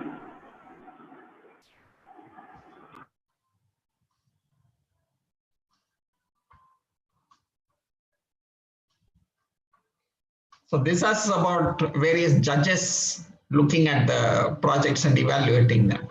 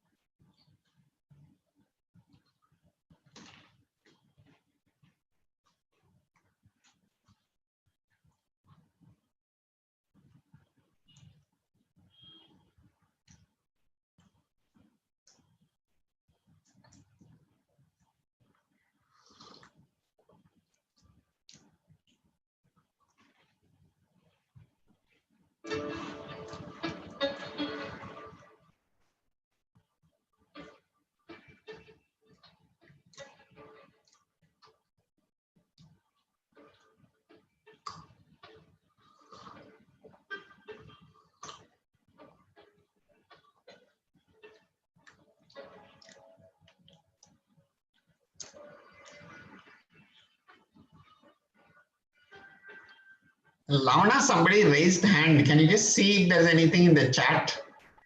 Yeah, I can take that, sir.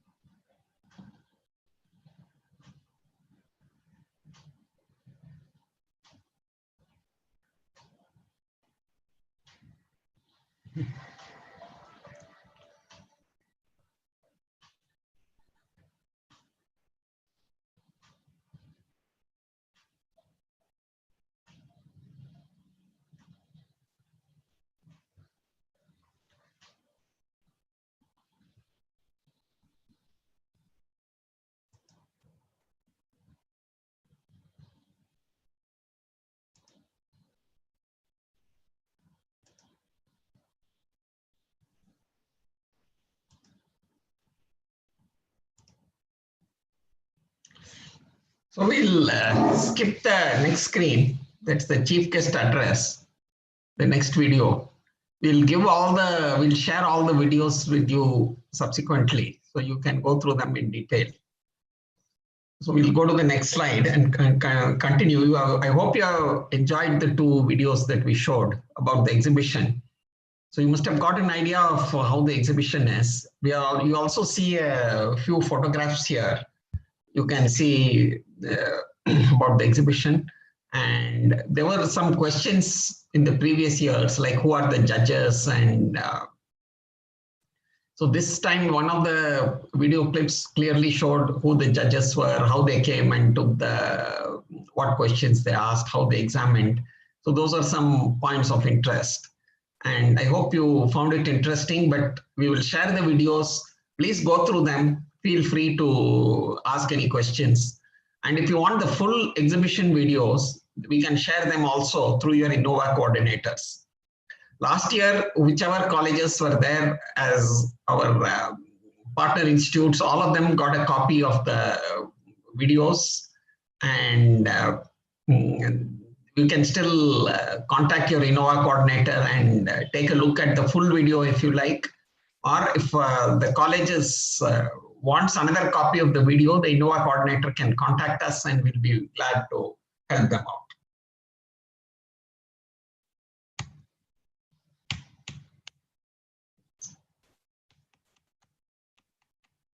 I think my presentation seems to be stuck. I'll have to stop the share and correct the problem, and I'll come back.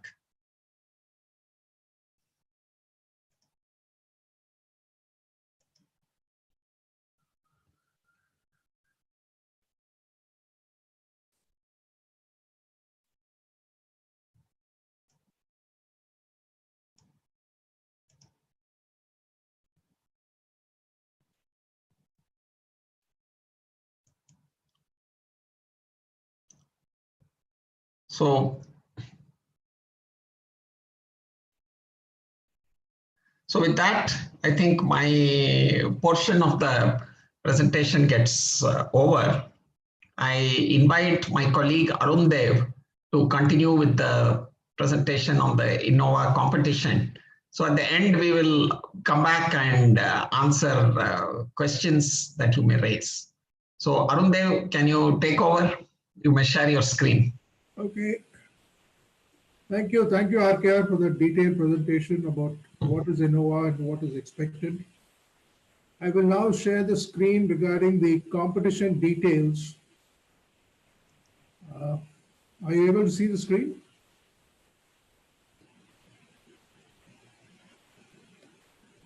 Not yet. We are seeing you on the screen. Now? Yeah. Yes. And in screen show. Okay. I'll now take you through the competition per se, the rules and guidelines and other aspects, the nitty-gritties. Regarding eligibility, team size and composition, only bona fide students of partner institutes in the current academic year are eligible. Maximum 5 members per team. There's no restriction on the year of study. The college can decide, the institute can decide. And we actually encourage multidisciplinary teams to take part in this competition. In the sense, it may not be all from one particular branch. Given that industry is moving towards more different branches of engineering working together, I think this is also a good opportunity to have teams from colleges in a multidisciplinary format. The only word of caution here I would like to raise is that once registered, team members cannot be replaced. Once that's registered in that December timeframe when we have said the team members cannot be replaced after that.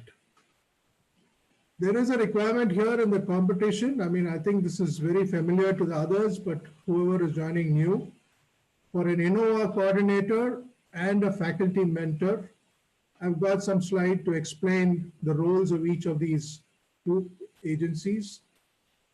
And the teams are free to have additional mentors from either within the institute or even outside. It is their choice and it's entirely managed between them and the institute. Now come to the role of the InnoWAH coordinator. He's appointed, the person is appointed by the partner institute. The basic functions are to spread the word on InnoWAH in the college and generate interest, encourage the students and guide them to the proper departments and resources for creating their projects, evaluate and select the teams to represent the partner institutes in InnoWAH 2020. Particularly this year, this becomes very important since there is only one team that will represent the institutes. So the InnoWAH coordinator has a challenge in trying to select the best team from the partner institute to participate in this year's competition at PALS. Now they'll also communicate to the project teams and other students, and all InnoWAH related documents and communication from PALS will be routed through this person who will then communicate to the students on all this. He also has a role to play. There was a mention earlier about plagiarism. There's also a role to play by the InnoWAH coordinator to discourage unethical practices and poor practices that could creep in under the pressures of time or whatever. The PALS EC member of the institute may also serve as a backup to the InnoWAH coordinator. The other agency we talked about is the faculty mentors. Now the role of the faculty mentor, one faculty mentor will be allocated per team. They will work with the team through their involvement in InnoWAH, that is right from the time they submit the registration form till the end of the competition. He's the go-to person for the team in terms of guidance, providing assistance in evaluating different ideas, and probably aid in the final idea selection, which will be built up by the team. He'll also help in the technical feasibility of the idea, as well as the business value of the idea. Throughout RKR's presentation, you would have seen the emphasis on creating value. So this has to be something that has to be taken seriously by the students, and I think the mentor will have a great role to play to provide them valuable insights on both this technical feasibility as well as the business value. Then, of course, guide in terms of the technical documentation aspects and also model building. Again, like the InnoWAH coordinator, there will be a gate to stop poor practices or unethical practices. One key function the mentor should not do, and this is very, very important, is to get into executing the project or leading the project. We want the student teams to make the decisions on the idea to be taken up, the process of development of the project, etc. The mentor is purely as a guidance for the whole project team. Having said that, there are certain minimum qualification criteria. I think, again, this was emphasized earlier, RKR, in that table that was presented. Submission of documents on time and in complete form is a minimum in qualifying criteria. All documents, especially the concept and design documents, should meet the minimum quality in terms of completeness, as well as the contents in terms of readability and the idea presentation as well as the solution. The project should be the original work of the team. Again, there's a lot of emphasis on plagiarism.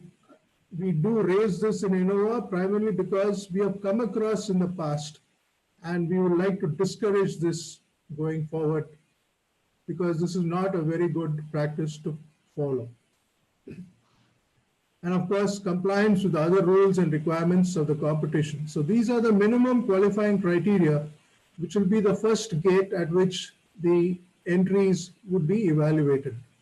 Teams will have to clear the stage to participate further in the competition. Having said the minimum criteria, we'll now come to the key evaluation criteria. The relevance of the problem and solution to the theme stated and achieved, that's very important. There's an overarching theme, there are different focus areas, and the teams are free to choose the focus area, the problem, and the solution under that focus area, but that has to be very relevant to the theme. Then the description of the problem and the concept of the solution, the innovativeness and the impact of the solution. Innovativeness and impact has been explained in RKR's presentation. Not only should it be very creative, but it should also have a very meaningful influence in terms of value creation. This is where the concept and design document becomes very, very important, because that is what captures in essence the problem you are trying to address, the solution you are trying to create, and the value that solution creates. Along the way, we also emphasize it's very important to validate whether the problem you're trying to address is really a problem, and whether it is a problem that has good value. So the quality of data that is collected and analyzed for evidence-based validation of the problem becomes very, very important. And this is something which is very critically examined when we review the concept and design documents. And it's something that the judges who are appointed for this competition also play a lot of emphasis on this. Of course, the practical implementability of the solution and the potential for large-scale implementation is a key requirement in all these projects. Earlier in RKR's talk, he talked about MCRC. They want rural technologies that can be implemented in a rural environment. So all these aspects should be considered in preparing the final solution. Of course, the quality of the report submitted. When we say quality, it is more on the contents rather than merely on the presentation. Of course, presentation, today's students do a very good job, so that's something that we take for granted most of the time. And then, of course, once you get to that stage, the virtual demonstration of the working prototype or a model of the solution through photos, PPTs, and others, that becomes very important as well. So this is a key one of the key evaluation criteria. There are a few more. The teams will be interviewed by the panel based on what is being presented in the document submission stage, set 1 and set 2. So the depth of knowledge of the team, the ability to answer questions and defend their project. When we say depth of knowledge of the team, it's not only in terms of knowledge on the project, but also whether all the 5 team members are able to offer a common viewpoint on how they approach the project. That is very, very important. Compliance to timelines and compliance to competition rules. Again, practical and financial viability of the project in terms of impact. And credit will be given to projects built on new and innovative ideas. Very often there is a tendency to look at existing ideas and try and tinker and improve it marginally. Ideally, we are looking at projects with new and innovative ideas. And of course, the team's knowledge and understanding of the concepts and the model will also be a deciding factor for the winners. This is where some of the jury panel might request for virtual Q&A sessions that could be expected.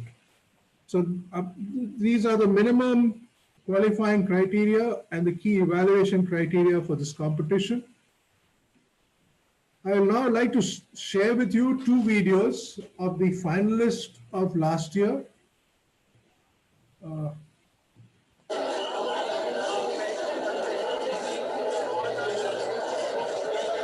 We are from Commonwealth College of Engineering Technology, and we are second year mechanical students. I am Manoj, he is Jerry, he is Ajay, and he is Bala Vignesh.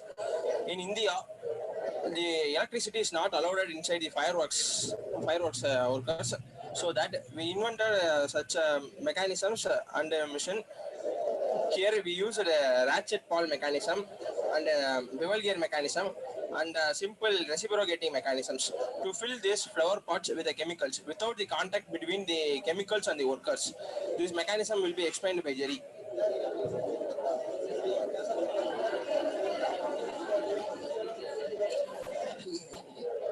Here we use the piston mechanism, the bevel gear mechanism, and the ratchet mechanism. When we push the lever, the piston is attached to the lever, and the piston will come down.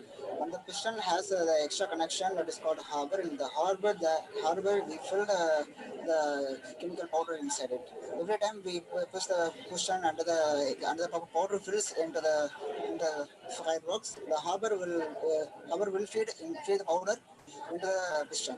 Here my friend will do how it works. Here we calculated and set the indexing angle at 72 degree, so that this is divided by 72 degree, so that for each push the indexing table moves 72 degree. Indexing table moves 72 degree, and for each push the piston moves down, the lever is moved down, and the powder will be filled into there. And under we use spring here, so that the lever can be turned to its original position, so that the powder can be filled inside this. Here we use MS, mild steel. This should not be used, but we use this because it is only a prototype. MS should not be used because it can produce friction and heat, and it will produce spark, which is very harmful for the industry. So we have to use materials like wood, iron 66, acrylic sheet, and phosphorus. Phosphorus bronze is highly recommended, but it is very expensive, so we use MS. And the acrylic sheet we have used it inside our system. We created this mechanism because the main reason is to prevent the health hazard, to prevent the people from using the mechanism with hand. Because when you use the mechanism, we can prevent this type of things. Because the powder is in contact with the hands and both whole body of the workers. To prevent this, we use this mechanism. Thank you. That was one regarding mechanized chemical powder filling machine for fireworks. This is another one that we have on mango seed decorticator. Good morning. Our team name is Design and Fabrication of Mango Seed Decorticator. We are from KCG College of Technology. Myself, Shushmit Raj. Myself, Sneha. I'm T. Shweta. I'm Ganesh Vidya. So our main idea is to remove the outer shell of mango seed and to preserve the kernel. And from the kernel, we will extract oil so that it could be used in soap and chemical industries. So initially we started the design using modeling in SolidWorks, and then we simulated in Adams to get the acquired results, and the design changes were observed. Moving to the concept of the decorticator, first our main objective is to use kernels as much as possible. The decorticator consists of main parts. It's stationary pegs, rotor, central shaft. and concave and hopper. The seeds are fed into the hopper. The rotating shaft imparts some force which will separate the seeds from the kernel and gets collected in the exit chute. Then later we'll process the kernel to get oil from it. Let me give a short note on what are the problems which we face due to the leftover seeds. Firstly, the disposal of the waste is being a tedious process, and then the manual decortication process is difficult. Due to the large accumulation of seeds, it causes environmental pollution, and it's a great time-consuming process. Which kernel, which is the byproduct of our project, gives skin care and causes acne problems, treats acne problems and several other problems. Over to Mr. Ganesh Vaidya. So you are seeing the design here. So this is actually the top cover. It is the frame, and we have a shaft inbuilt. So the shaft was designed for a length of 550 mm. The design was very complex because mango seeds were of different sizes and shapes.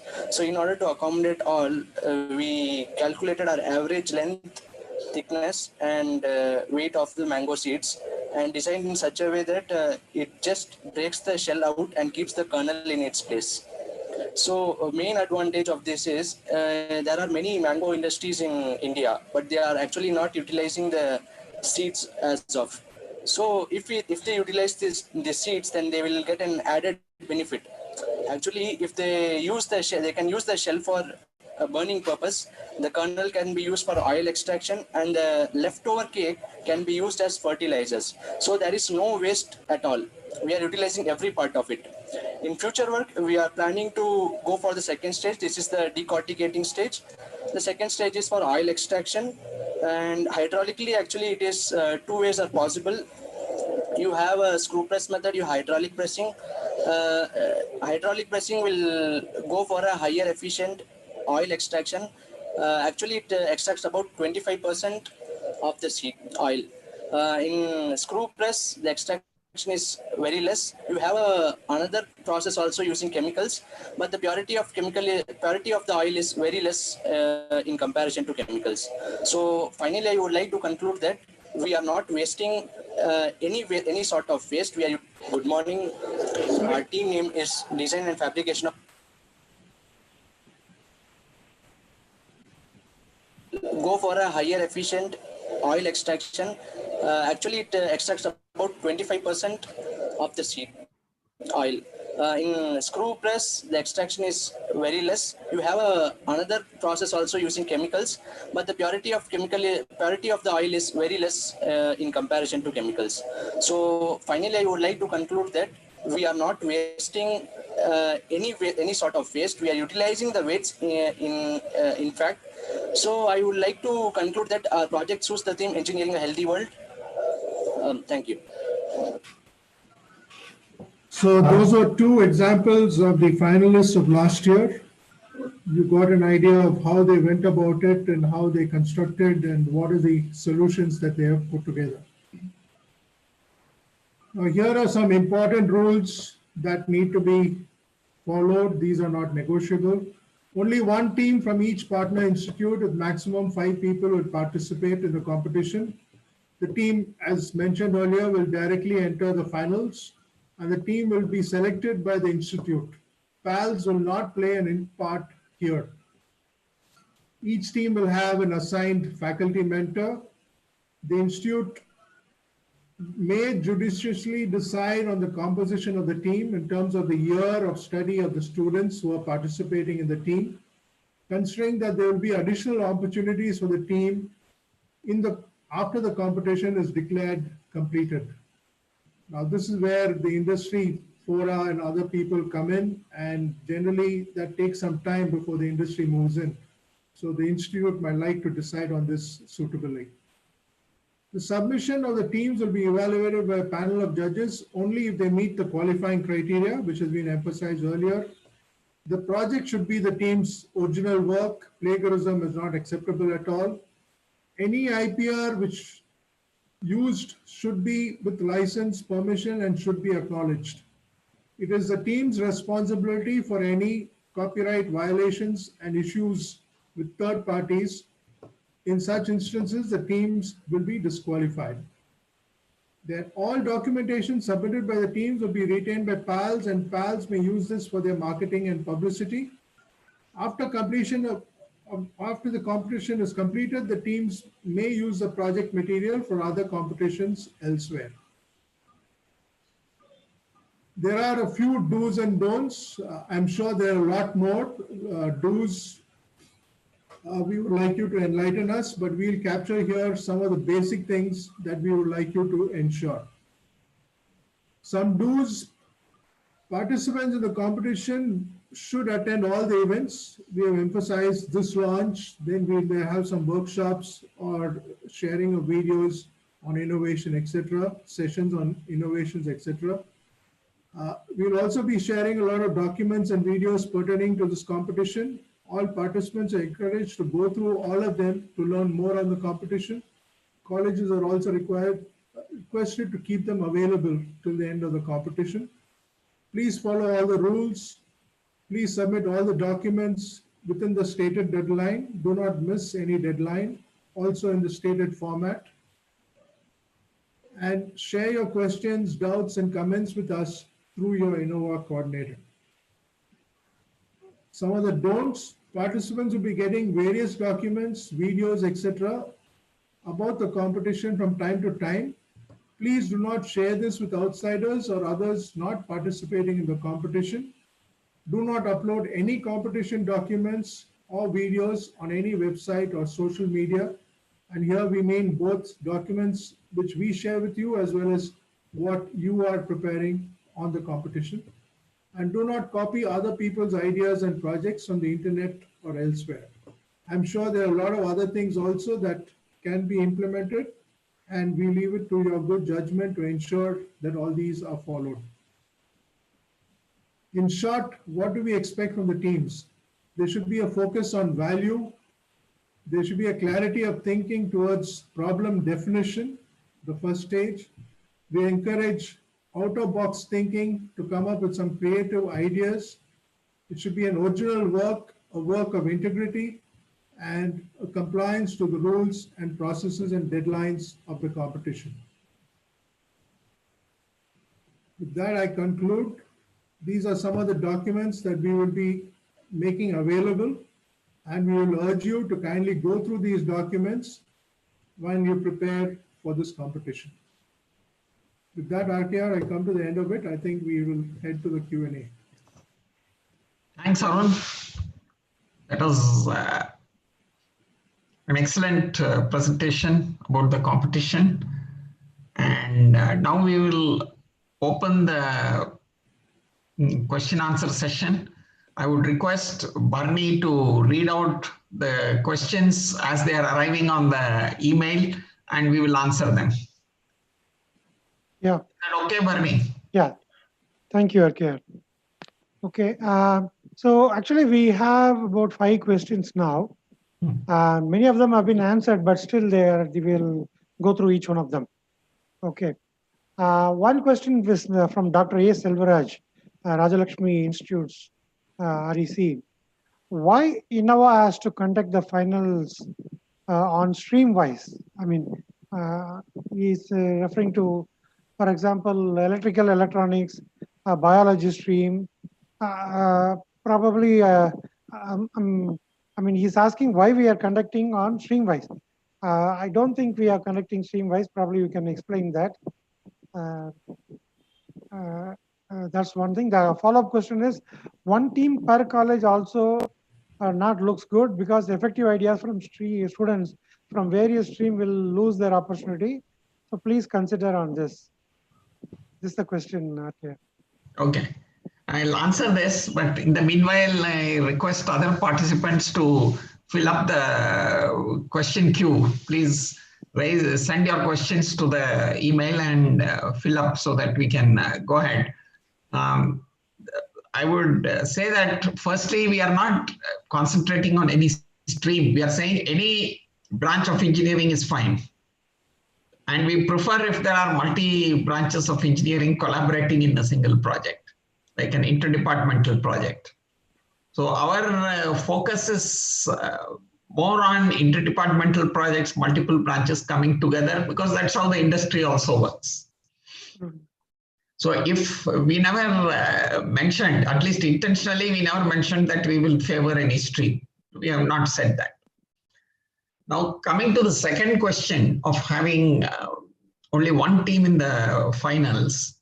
See, we always had one team in the finals, even in the previous sessions, in the previous editions of the InnoWAH.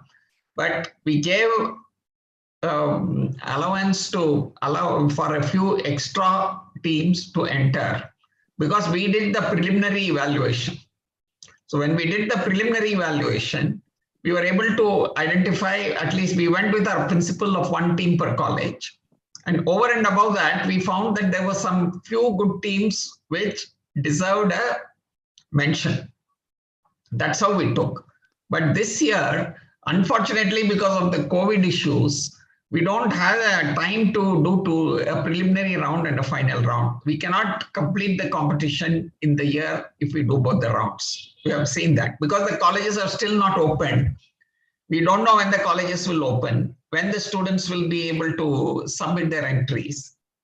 And so we also felt that if we invite too many teams from each college, that students also may not be able to cope up with the load of meeting all these requirements when they're already burdened with other pressures in their college. So it's something which goes both ways. So we thought it would be a good idea if the college does the initial screening, depending upon how many teams it gets or what are its situation, and finally gives us only one team. Now, it will be unfair if we say some colleges give one team and some colleges give two teams. We have no way to decide which, where we should be able to take one team and where we should be able to take two teams and all that. So we said that this year it will be one team per college to be fair to everybody. So I hope you will all appreciate that we do have that all of us, not just the PALS team, but also the colleges have a very tight calendar this year because of this COVID. And doing InnoWAH by multiple teams will also be a very strenuous affair for many students. So we decided that the college may decide how many teams to participate, how many teams to, how to select, and let the college do the selection and give us the final team so that we straight away start the competition with the final team. We again don't waste time. In the past years, we have wasted nearly 1.5 months to do the preliminary selection. Now, that's a very precious time in this year with the tight calendar. So we have to request the colleges just to give one team for the finals. Okay, thanks, RK. I'll go to the next question. Keeping in mind with the COVID condition and difficulty of proximity or access to the raw materials and the lack of labs, is there any other method to present our projects? See, this is something we leave it to the innovative capabilities of the teams. Now, let the teams decide how to present. We have never told the teams you present it in this way or that way or something. We just said you present it in a way which impresses the viewer. And we left it at that. So we know that this year there are too many constraints. There are too many other problems also because of the COVID, which were not existing in the previous years. So we should say that the team should be more innovative and find out a way by which they can present whatever they want in a very good way. So it depends on a lot of things in the choice of how they do, what they present. Yeah. We also see that there are many other virtual methods of presenting also. There are virtual labs, there are virtual objects. So the scope is endless. It's just that the teams have to decide what is the best way to present it. I'm sure they can use the brains of some of the virtualizing the computer science department. They can convert their project into a virtual project and show it. There are many ways of doing it. It's just that they have to apply their innovativeness and find out. It's entirely up to the team how they make an impression. And I would say that also counts in the performance. Yeah. Okay. Next is an interesting question. Positively, if the pandemic situation change, will the mode of competition change or will it stay as virtual? See, that's also interesting. We haven't seen the pandemic situation make a lot of changes in the last 6 months. So going by that, we can say that it's not going to change significantly in the next 6 months also. So that is the assessment. And even if it changes, I think we will go by our plan. Let us stick to our plan and let us go by it. We can't be changing. If we change the plans every other week or every other month, it's going to be very confusing and very difficult for challenging for the teams to adjust and adhere to these. So it is better that we decide upfront what we will do. And what we have planned is we have done it with a lot of thought after taking into account how the situations may change. So we have considered a lot of scenarios when we came up with this plan, and we would like to stick to it. It doesn't mean that the pandemic will behave in one of the scenarios that we thought. It could even have take its own path, which could be quite different. And then we may have to rethink on the whole plan. So we have to be prepared for such a situation also. But let us all be optimistic. Let us hope that the things go at least reasonably well in the way we thought they would go, and we will go ahead with our plans. But we don't intend to change our plans in the midway unless circumstances are extreme and they force us to. Okay, the next question, can we form a team with the students from other colleges also? See, this had been asked in the past also, but it depends on how the colleges look at it. Would a college principal like if some other student came and said, I will also represent your college, who's not a bona fide student? So it gives a rise to a lot of other questions. So we don't want to be involved in these aspects. We want to focus on the competition. We want the competition to be done well. So we want to keep all the administrative aspects out of the picture to the extent we can. And so we felt that it's best that if the students from the same college participated in the exhibition. We don't want in the competition. Again, the competition is meant for the college. It's not meant for people. Not only the competition, the entire PALS program is meant only for the college. It is not intended for people who are not in the college. So going by the same yardstick, the competition, InnoWAH competition will also be for the students in the college. There could be some other administrative things, like there could be some 2 or 3 group colleges who have joined as one college with special permission. So those cases are something which are exceptions. So we can contact us separately and we can check out if your college falls under that category, then probably some allowance can be made. But that's something which is outside the scope of this particular discussion. So we can assume that people from the same college should be part of the team. Of course, we gave a flexibility that if you do want mentors, you can choose eminent people from the industry who are outside your college also to act as mentors to your team. Of course, you'll have to declare that in your declaration, but we are okay if you go ahead with mentors or advisors or people in that capacity for the project. Okay, thank you. Next question. You said no projects or ideas should be copied. then can we just update an existing idea, or should it be a brand new one? See, we are not saying it should be a brand new one. And you can update an existing idea, but you have to acknowledge the fact that this idea was existing and it is somebody else's idea, which you have improved upon. So your credit will go only to the improvement, not for the original idea. So you have to be clear on that. So you should mention it very clearly that this is my improvement on the idea that was already existing. So, so that the credit is also given to the original inventor or the original creator of the idea. So you have to be careful when you mention that. But if you take somebody's idea and say, this is my idea, we call that copying. And that's not acceptable. You can always use somebody's idea to improve the effectiveness of your idea.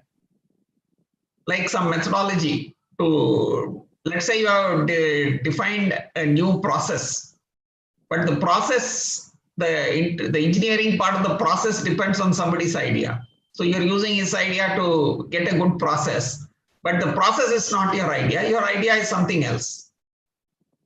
So you can always, your idea is independent of his idea. So you can still go ahead, but you can acknowledge that you're using somebody's idea to make your idea more effective. So that is fine. You should be open, but you cannot use that somebody's idea as your idea and say, this is my idea and this is my process. Then you have then that's plagiarism. So that differentiation is something which you should understand. You cannot take somebody's idea and claim it as your own. Okay. Barney, if the answer is not adequate, you can always tell me so. Yeah. Okay. There are some few questions which has been answered. For example, how many members per team? I think we answered that 5 maximum. Okay, I'll elaborate on that a little more. Yeah. We have said 5 members. Till last year, we had multiple teams per college. So we said 4. This year, there was only 1 team per college. So we said it would be 5. Beyond 5, I feel it would not make sense to have a very large team. But at the same time, we are saying that we will admit only 5 members. If the college wants, the college can have some more members working in the background with the 5 members to learn or to intern with them or whatever you call it. They can also work, but they will not be registered and they will not get any credit or certificate from PALS.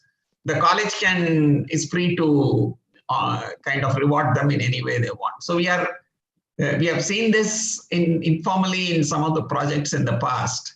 So we don't mind if this happens, but there are 2 things you have to note. One is those people who worked in the background, they cannot claim that they have been in the team at any point in time. Even if one of the regular team member drops out, they cannot get into the team.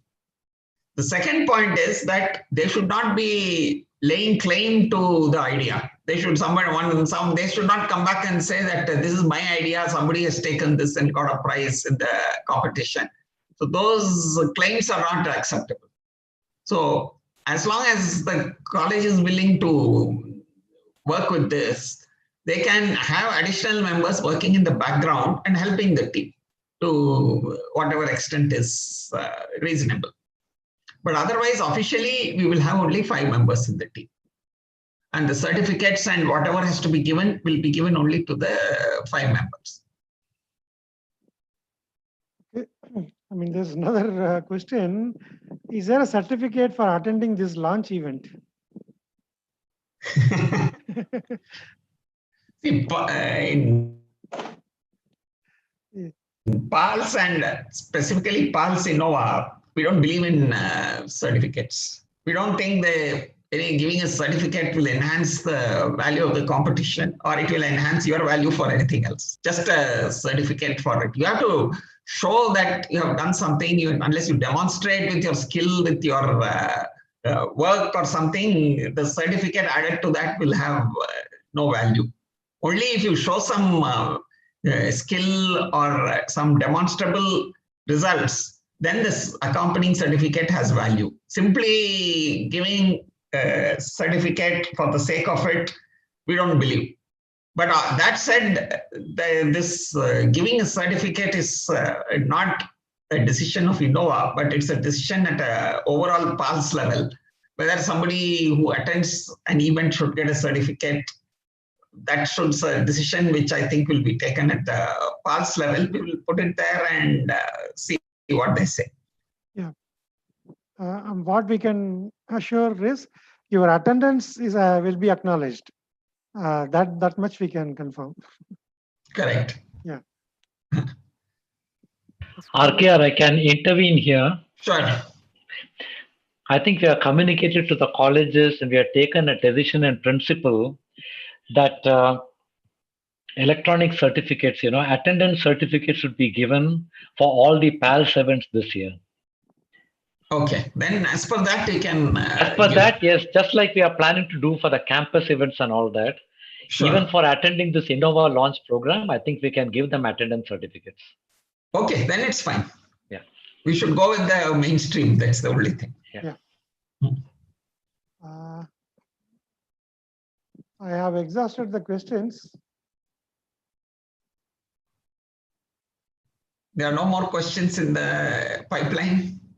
Yeah, I will give them a few minutes. Let's see. So you can enter questions in the pipeline, particularly those who are on the in the YouTube who are listening from there. But now if anybody from the Zoom audience wants to raise their hand and ask a question, they can do that.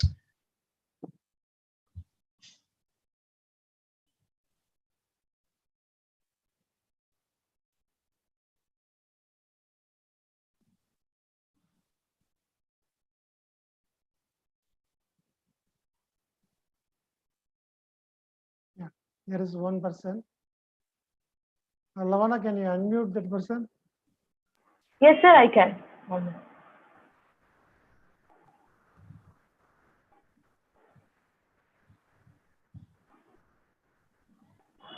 You can talk now, Hariharan from the. Sir, is there any chance of getting internship by participating and selecting for finals? Is there any chances? Oh, sorry, sir. Can you please repeat your question? We didn't hear. Suppose if we selected for finals, is there any chances for getting internships, internship profits or internship benefits? See, we keep internships separate from InnoWAH. That's a separate stream altogether. Now, selecting for finals is being done by the college. So the college gives one entry for the finals. And at the end of the finals, we decide on who are the prize winners and meritorious teams. And at the same time, we look at opportunities for entrepreneurship. Now, this internship, I mean, in a physical exhibition, when we have, there are chances that you might come across somebody who's impressed with you as a student, and he may probably talk to you separately. That's quite possible. It has happened also. It's more by chance than by design. We don't plan for anything like that. There could have been a few cases where people have been approached, and we may also have not known. It could have been a one-on-one story, and they could have done. But officially, PALS is not promoting any internship with InnoWAH.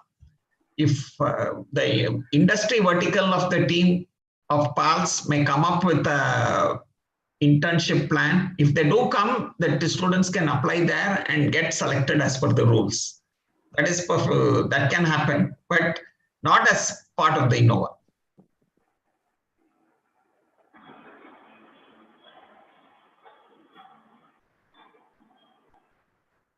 There's one question that has popped up. He says, is there any certificate for participation? I guess they're talking about the finals. Those who have reached the finals but were not a winner. Do they get any certificate? I think that's the question. See, that is something we still have to think about. There are a few issues. Like in the past years, we selected the finalists, So those who come to the finalists, because of our selection process, they got the certificates. This year, we are not doing the selection. The selection is done by the institutes themselves. So we don't know what selection criteria is being followed by different institutes. So we are not yet decided whether to give the certificates to the people who are selected, because we also have a qualifying round. So we have to see the performance in the qualifying round also. So we will reserve the decision to a later date, and then we will announce whether they will be getting a certificate or not. So we still have a lot of variables to look at and consider. So we will consider that, and probably at a later date, we will come up with a decision on that. But definitely the team has done well, and it warrants that it has done, and the panel of jury, the jury panel feels that they have done an excellent job. Then even if they don't win a prize, they will get a certificate, that is assured. But for a team which comes to the final, which qualifies but does not make it to the jury's recommendation, whether they need a certificate, we will take a decision and come back on that. RKR and Bharani, sorry, let me interrupt. For the earlier question, when there was a question on qualifying for internships, and Yes. RKR Krishnamurti Rao, of course, correctly mentioned that InnoWAH is not an internship program.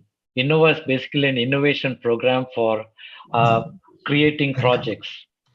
But I think we have indicated to in our earlier programs, and for the benefit of the students, we would like to assure them that although this is a very, very difficult year for internships, our industry team is working very hard to try and see what kind of internship opportunities can be brought for the students. And on the other hand, there's also this virtual labs initiative program which we are doing.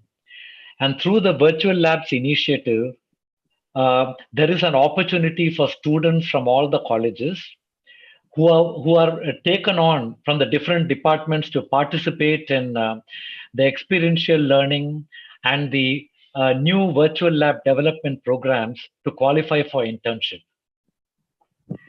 And in addition to that, we also have a student leader program for the colleges, where 2 student leaders from every college, as you know, would be selected through a process. And those student leaders will be undergoing a series of assessments in the course of the year for how they coordinate the activities in their respective colleges. And at the end of the period, the student leaders will qualify for an internship. So these are some of the internship opportunities which are coming up this year. I just thought I'd clarify. Thanks, PVM. That was an elaborate answer on the internship opportunities. Thanks for helping out on that. Thank you. One more question, kind of repeat question, but anyway, I have a doubt. If Corona continues, how could we come together as a team and work on our prototype? If my teammates are in different districts, in such a manner, can we do or as a single person? Okay, I'll answer that. But I request, some people raised hands. I would prefer if you enter your questions in the emails, because we also have a record of the questions. Anyway, to answer your question, we said the teams can be maximum of 5 people. So technically a 1-person team is also good enough. I mean, that will work. But that goes against the spirit of the competition, because this is a collaborative competition where multiple people have to meet, think, discuss, collaborate, and come up with an idea. Because anytime a collaborative idea is much better than a single person's idea. So that said, now it is up to the team to decide how they will collaborate. We all know that there are constraints. We know that because of COVID, people can't meet each other. They have to always talk virtually. They have to interact virtually. It's happening today. So many offices are working. So many offices are doing business on work from home. So how are people talking virtually? How are people meeting virtually? Even the students. Are they cut off from their friends because of this? I don't think so. You still talk to your friends. You still virtually meet your friends. You have some way of interacting with all your friends, relatives, and everybody, isn't it? So in the same way, when you do the project, you have to find a way to virtually interact and collaborate also. As I mentioned in the presentation, this is also a test for your virtual collaboration capability, this InnoWAH this year. So it's for you to think with your friends and how to best collaborate with them, how to make the best of what is available to collaborate and get the best results. So it's up to you to do it. Did I answer, Bernie? Yeah, that's good. So those who raise their hands, probably maybe they can go ahead. Yeah, 1 minute, sir. They have lowered their hands, so couldn't.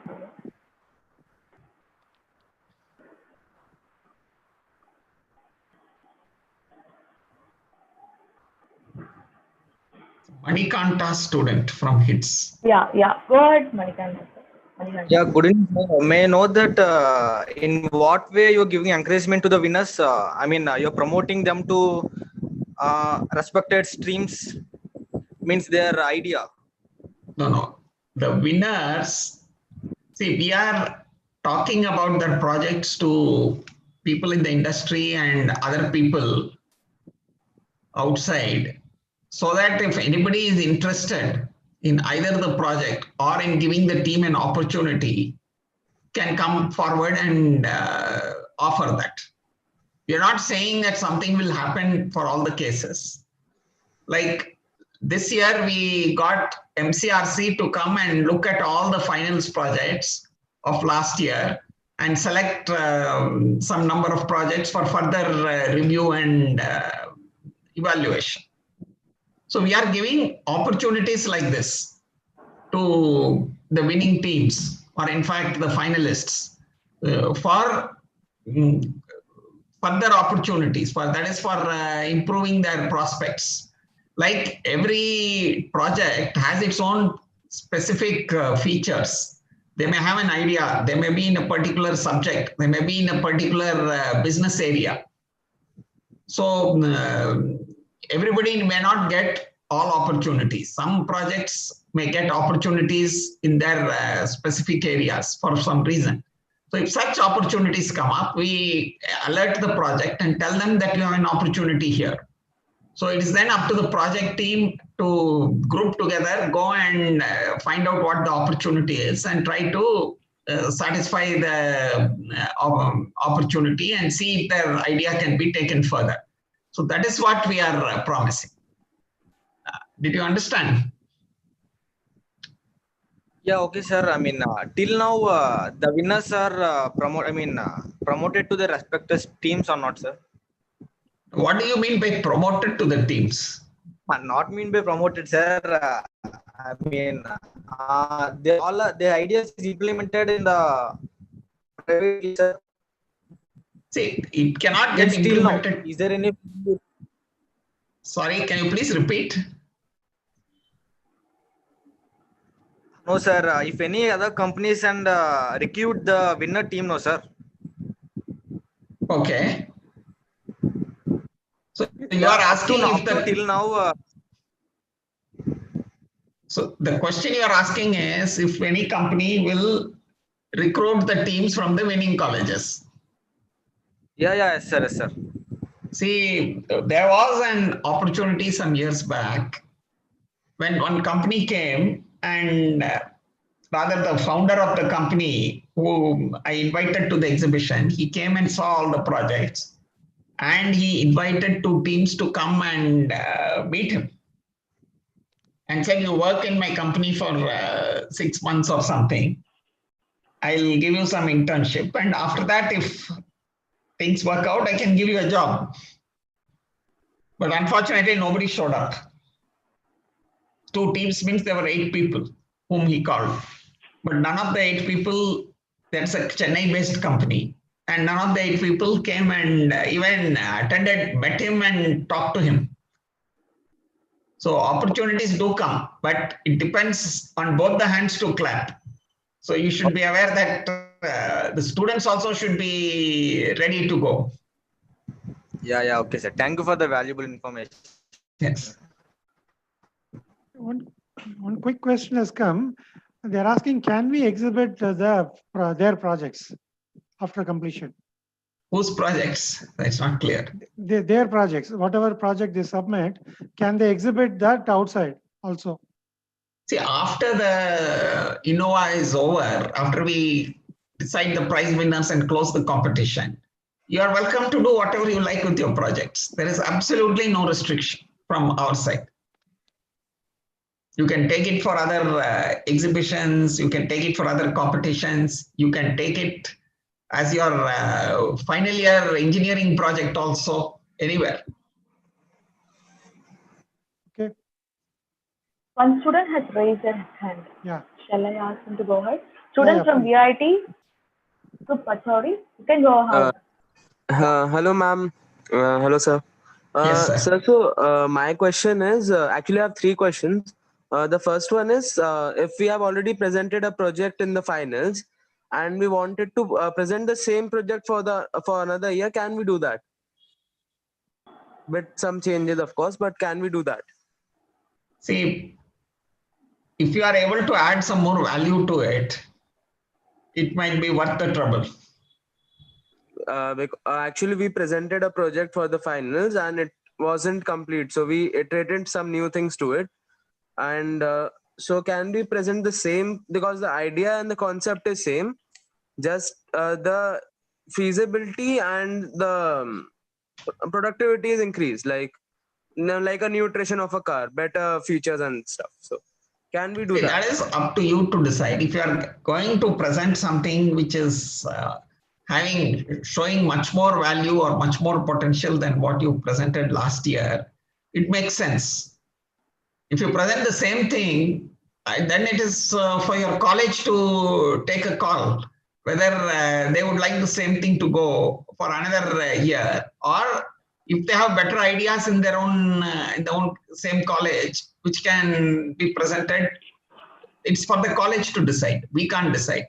We are okay with the same thing coming again, but from other points of view, if it has added value in the past year, it should have gone places this year. If it has not shown so much of value, it has not got so much of credit in the past year.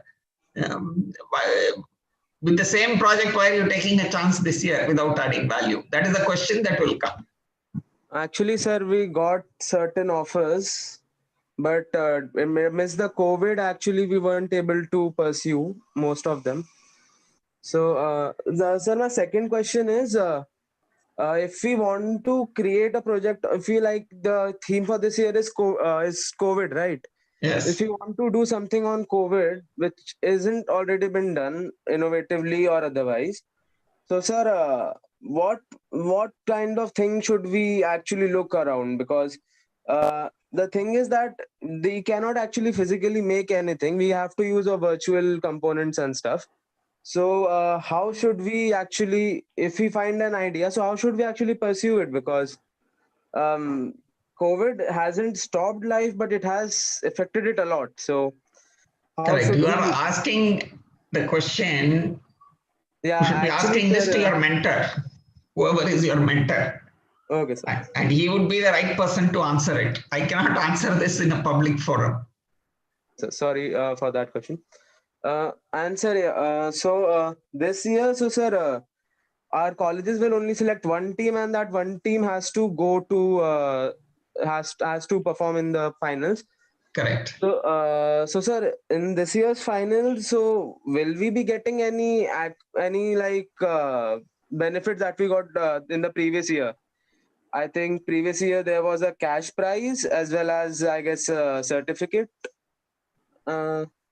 See, I'll answer your question. Like, yes, it was there because in the previous years there was a physical exhibition and people had to really bring something and show it.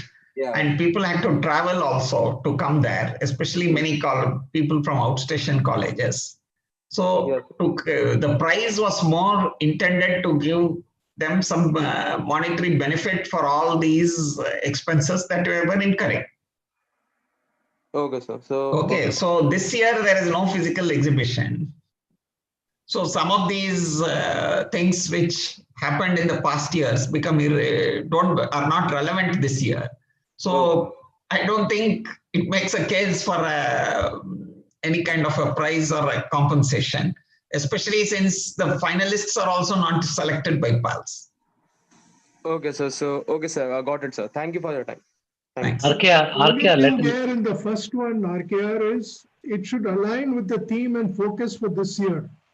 If you're bringing in the project of last year into this year, he should just take care of that. Correct. Good point. RKR, I'll just make a small clarification to what you said.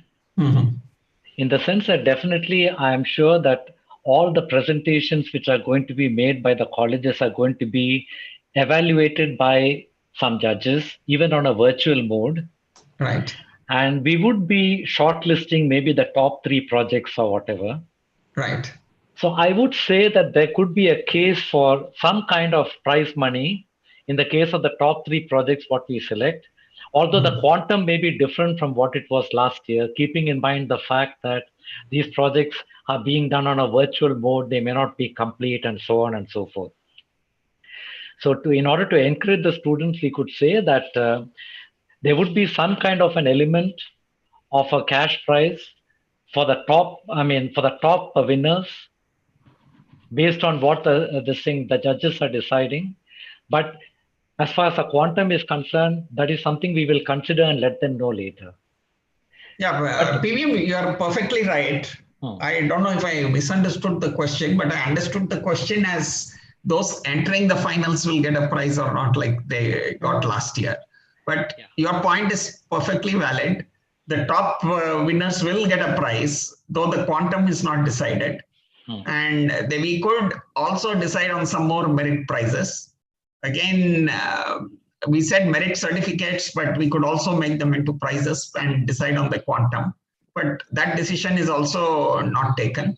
So we are those who have done a creditable job in the opinion of the jury, and the jury has recommended them, we will definitely reward them. So that's not there is no question about that. I just thought we need to clarify that, because the students should not think that for all the effort they do, there is absolutely nothing from PALS. It's not like that. It is just that all the finalists may not get a prize. I think we just wanted to clarify that. But definitely the top projects which are picked by the judges, you'll be entitled to some prize. Sure. So that should be Thanks for motivation. clarifying. It's also there in the documents that the top winners will get a prize. That's clearly mentioned there, even if I didn't mention it. Thank you. So RKS? Yes. Yeah, go ahead, Bharani. Okay. RK, one question was, can we get patent for the work that we do? See, applying for patents is a different story. That's outside the scope of the competition. Now, if you want to get patents, you have to find a patent lawyer, and through their services, you have to apply for a patent in a specific manner to a specific authority. And I would say that it's going to be a very, very expensive affair. I don't want to guess on the expenses. So we'll keep that outside, and it's only done in cases where the overall value of the project is very, very high, wherever the value generated is very high, and somebody wants to protect the idea and the value, then they go for a patent. Okay. RKS, so 3 of them have raised their hand, but the time is 5:30. So you raise one, we'll give opportunity to one, the other 2 can send in the email. Yeah. Hello, sir. Yes. Mr. Natation, yeah, go ahead. Sir, you told for this year alone, 1 team per college you are going to choose.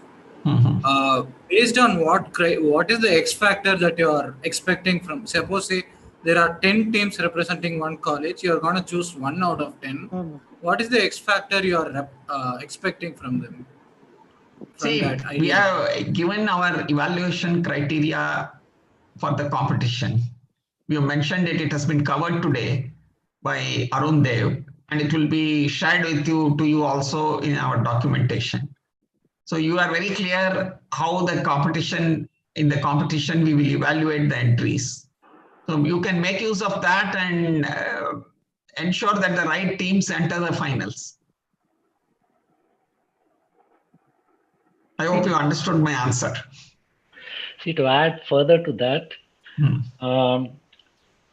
I think it has been made clear during this presentation that the task of selecting the single team from every college to qualify has been, the responsibility has been left with the college itself. So our InnoWAH rules and regulations clearly specifies the criteria. Then I think it is really up to the college faculty to understand the theme which we have for InnoWAH this year and try to select the project which is most closely coming to the theme and is the most inspiring project from the college. So I think this is not a question really for PALS to answer. This responsibility for selecting the one team has actually been given to the colleges. So this is something you should discuss with your mentors and your college faculty. PVM, you're right, but I thought the question was what was the criteria, and we have shared the criteria for the competition selection in the finals of the competition in the document and the presentation. So the same criteria they should follow for selecting in the earlier rounds also. No, why I said that because the student was actually asking for what X factor are you looking for? Okay. So since he's talking about an X factor, I said that is purely left to the college discretion, and what the college feels would be the best project to project from the college. I think it's basically for them to take a decision. Correct, exactly. That is their final decision. Yeah. So I think the time is over. We will not take any verbal questions. So Barney, any more left in the There's pipeline? one more left in the email. Probably we can respond back in the email. There are, I mean, 3 questions in that. It will take some time, I guess. No, we'll finish with that. Okay, fine. Okay. I think the person is familiar with InnoWAH. So she's asking whether the format for the concept and design document and other documents are similar to last year. Okay. They will be shared and you can see them how similar they are. They will not, I can assure you, they haven't changed significantly. Correct. And they're asking, can I have the weightage of each part of the subtitles in the documents for the final evaluation? I don't think we have that, and we may be able to share it also. Yeah. And the third one is, do I have to collect survey forms for proof of my defined problem? See, as I mentioned, you just have to contact and get the opinions and you can state it. So it is up to you whether you want to enclose the survey forms or you are able to state it in a proper way so that we can make out whether you actually gone and met the people. I'm sure the jury is capable enough to make out the facts, whether you actually gone to the people and met them or not. They don't want to rely on the submission of survey forms. This is not like a government agency where you have to submit the forms and show that proof that you went. We rely on the quality of the document, and from there we can make out whether you actually met and talked to the people and based your observations based on your discussions, or this is done from somewhere else. Okay. And I mean, one logistics question they're asking is, if during the virtual evaluation, if there are any interruption, will you reconsider if there are any interruption during the presentation? I think, yeah, you can answer that. So we will see those things when we come to it. Yeah, correct. We will not speculate on that. Correct. So I think its time is over. Now we'll request everybody to send their questions by mail. We will look into that and answer. You please put in your email. Your email ID is there. Give it some brief introduction about yourself, which college, which year, which department, or if you're faculty, which department, and we will reply to all of them. Yeah. We will reply to all the emails. We Yeah. also have putting up frequently asked questions this year. So you can go through them also, and they may be able to answer some of your questions. Okay. So we'll conclude with this. Over to you, Lavana. Yes, sir. Nothing to that. Thank you. Siriam, sir, do you want to say anything? No, we are fine. I think I'll thank everybody. We thank all the partner institutes, the students, faculty, management, and again, we thank the students, faculty, and management of other institutes and our other guests, and of course, all our colleagues and PMO. We had an excellent session today for your participation. We thank all of you for your participation. You made it really excellent. We hope that it has been useful to you, and we look forward to a great InnoWAH this year. We will come up with a lot of other information sharing from PALS side. Please be watchful for that. As and when something comes, we will share with you. We are also planning if we can open if you are able to open a website, a temporary website to share all our ideas, it would be good. Otherwise, we will share it through other means. We will use the Google Forms extensively, and Google Forms or Google Docs to share our documents and other details. So please be alert, and we will share a lot of information with you as we go along. Feel free to give your feedback also. You have our email ID. We have our general email ID where you have given your questions. Use that, or you can use our individual email IDs and send your questions. We will keep answering them. And again, you want any special session for answering, you can please fix with us. We will find some time and fix up a session and have the question answer session with you. Thank you. Thank you. Thank you, RKR sir. Thank you, participants. Please fill the feedback form which we have posted in the chat box. Kindly give your valuable feedback for this. Thank you. Thank you.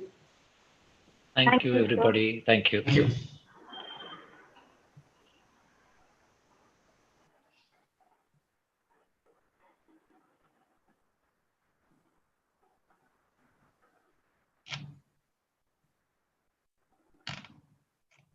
Thank you, RKR sir. Most welcome.